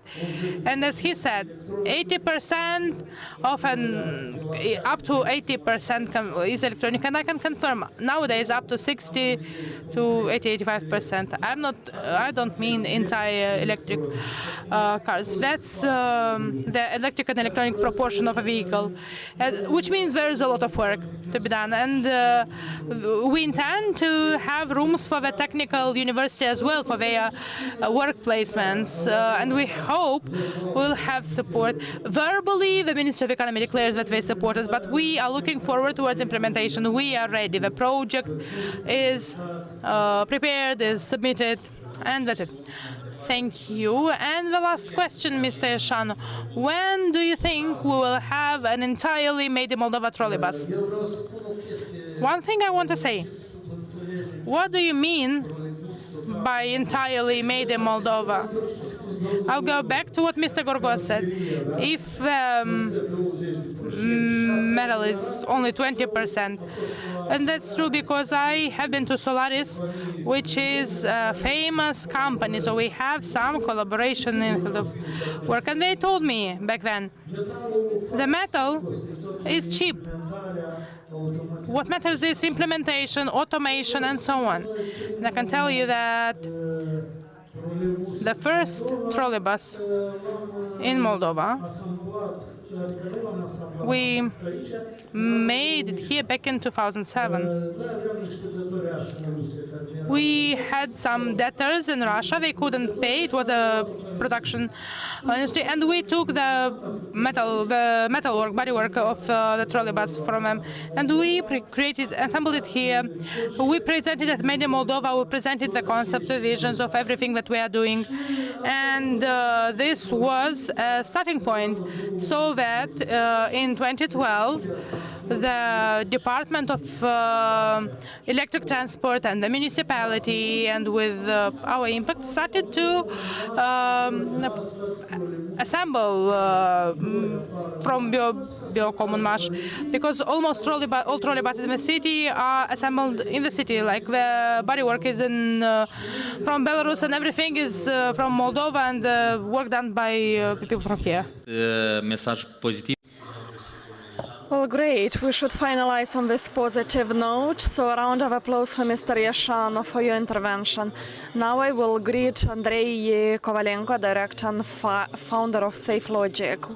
We know that this is the only company in Moldova which practically develops the integrated circuit. So how did you get to develop this area in the country? Well, I started from Moldova. I studied here in the College of Electronics and Computers. Then I moved to Bucharest. So I studied in the University of Electronics and Telecommunications, and I got a diploma exactly in the current area. So I had to implement a system of measuring the distance for airplanes, like simulated. So professor with whom I had the project took me in his company, and that's where I started my career. I worked in different companies, including Infineon, which is one of the biggest producers of integrated circuits at the global level. In 2008, I decided to become a consultant, practically a freelancer, to continue my career independently.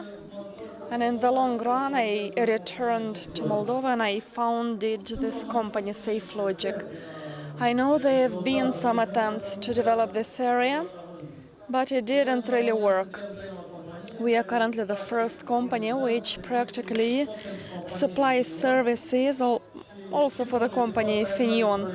And the chips are used by Aeros and their apps.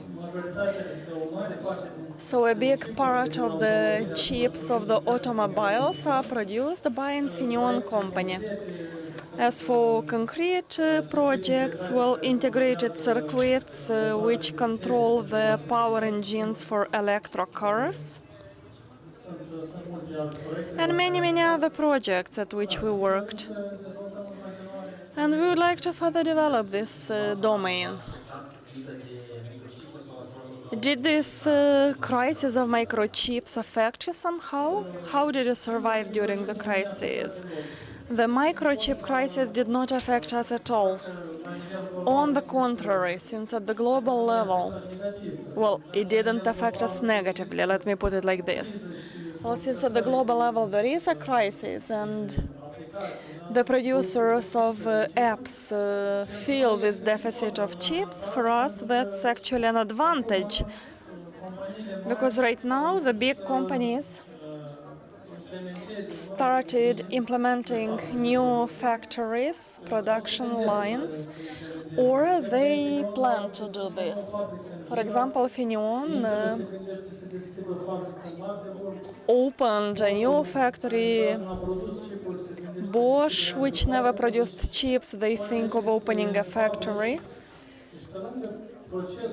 So all these factories, besides the production process as such, also require a bunch of other services which can be provided remotely. That's exactly what we do. And this requires minimal investment, so it's a benefit for the whole sector. And we also benefit because we are still demanded, and from now on the demand will still be high.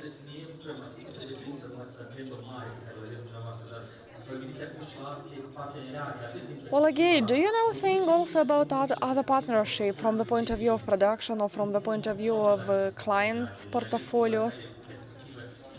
Do you have something set for the future? I should start saying what's our key problem. What was the problem at the very beginning? It's absence of well-experienced people. I came alone in this area, and when I founded the company, I was alone, the only one specialist. I trained and prepared 2 more persons who are now part of my team. So deficit of staff, deficit of specialists is an issue whom we could involve in our projects. Obviously, the clients, the companies would like to have persons with at least some minimal experience.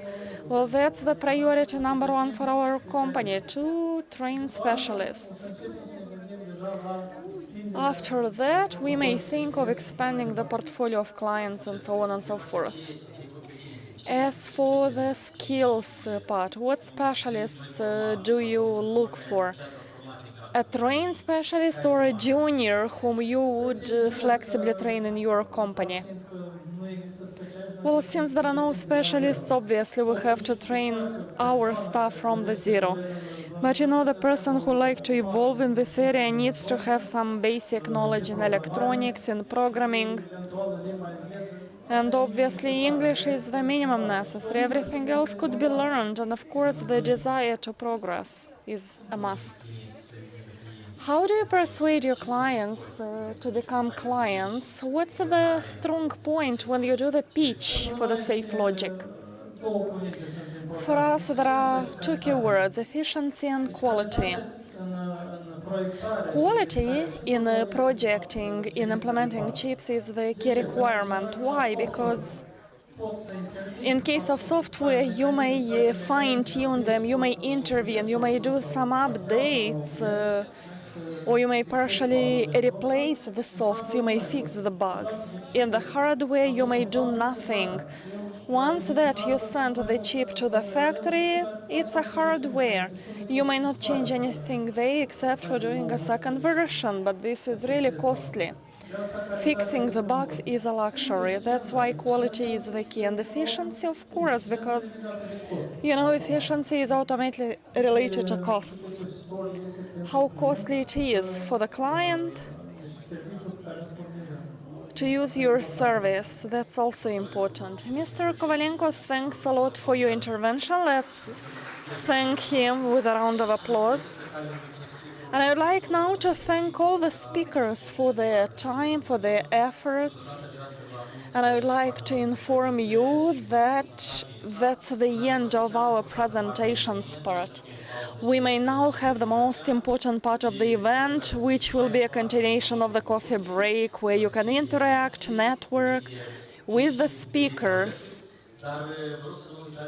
But don't forget that you are also invited tomorrow at the Forum of Industrial and Engineering Suppliers, also here in Tekul. It's interesting that besides a classical forum, we will have some contests. For example, manual sticking with a sticking hammer. Maybe those of you remember how to use a sticking hammer. So everyone is waited here. And I would like to say that success is the only option for us. Thanks for your effort. All the best.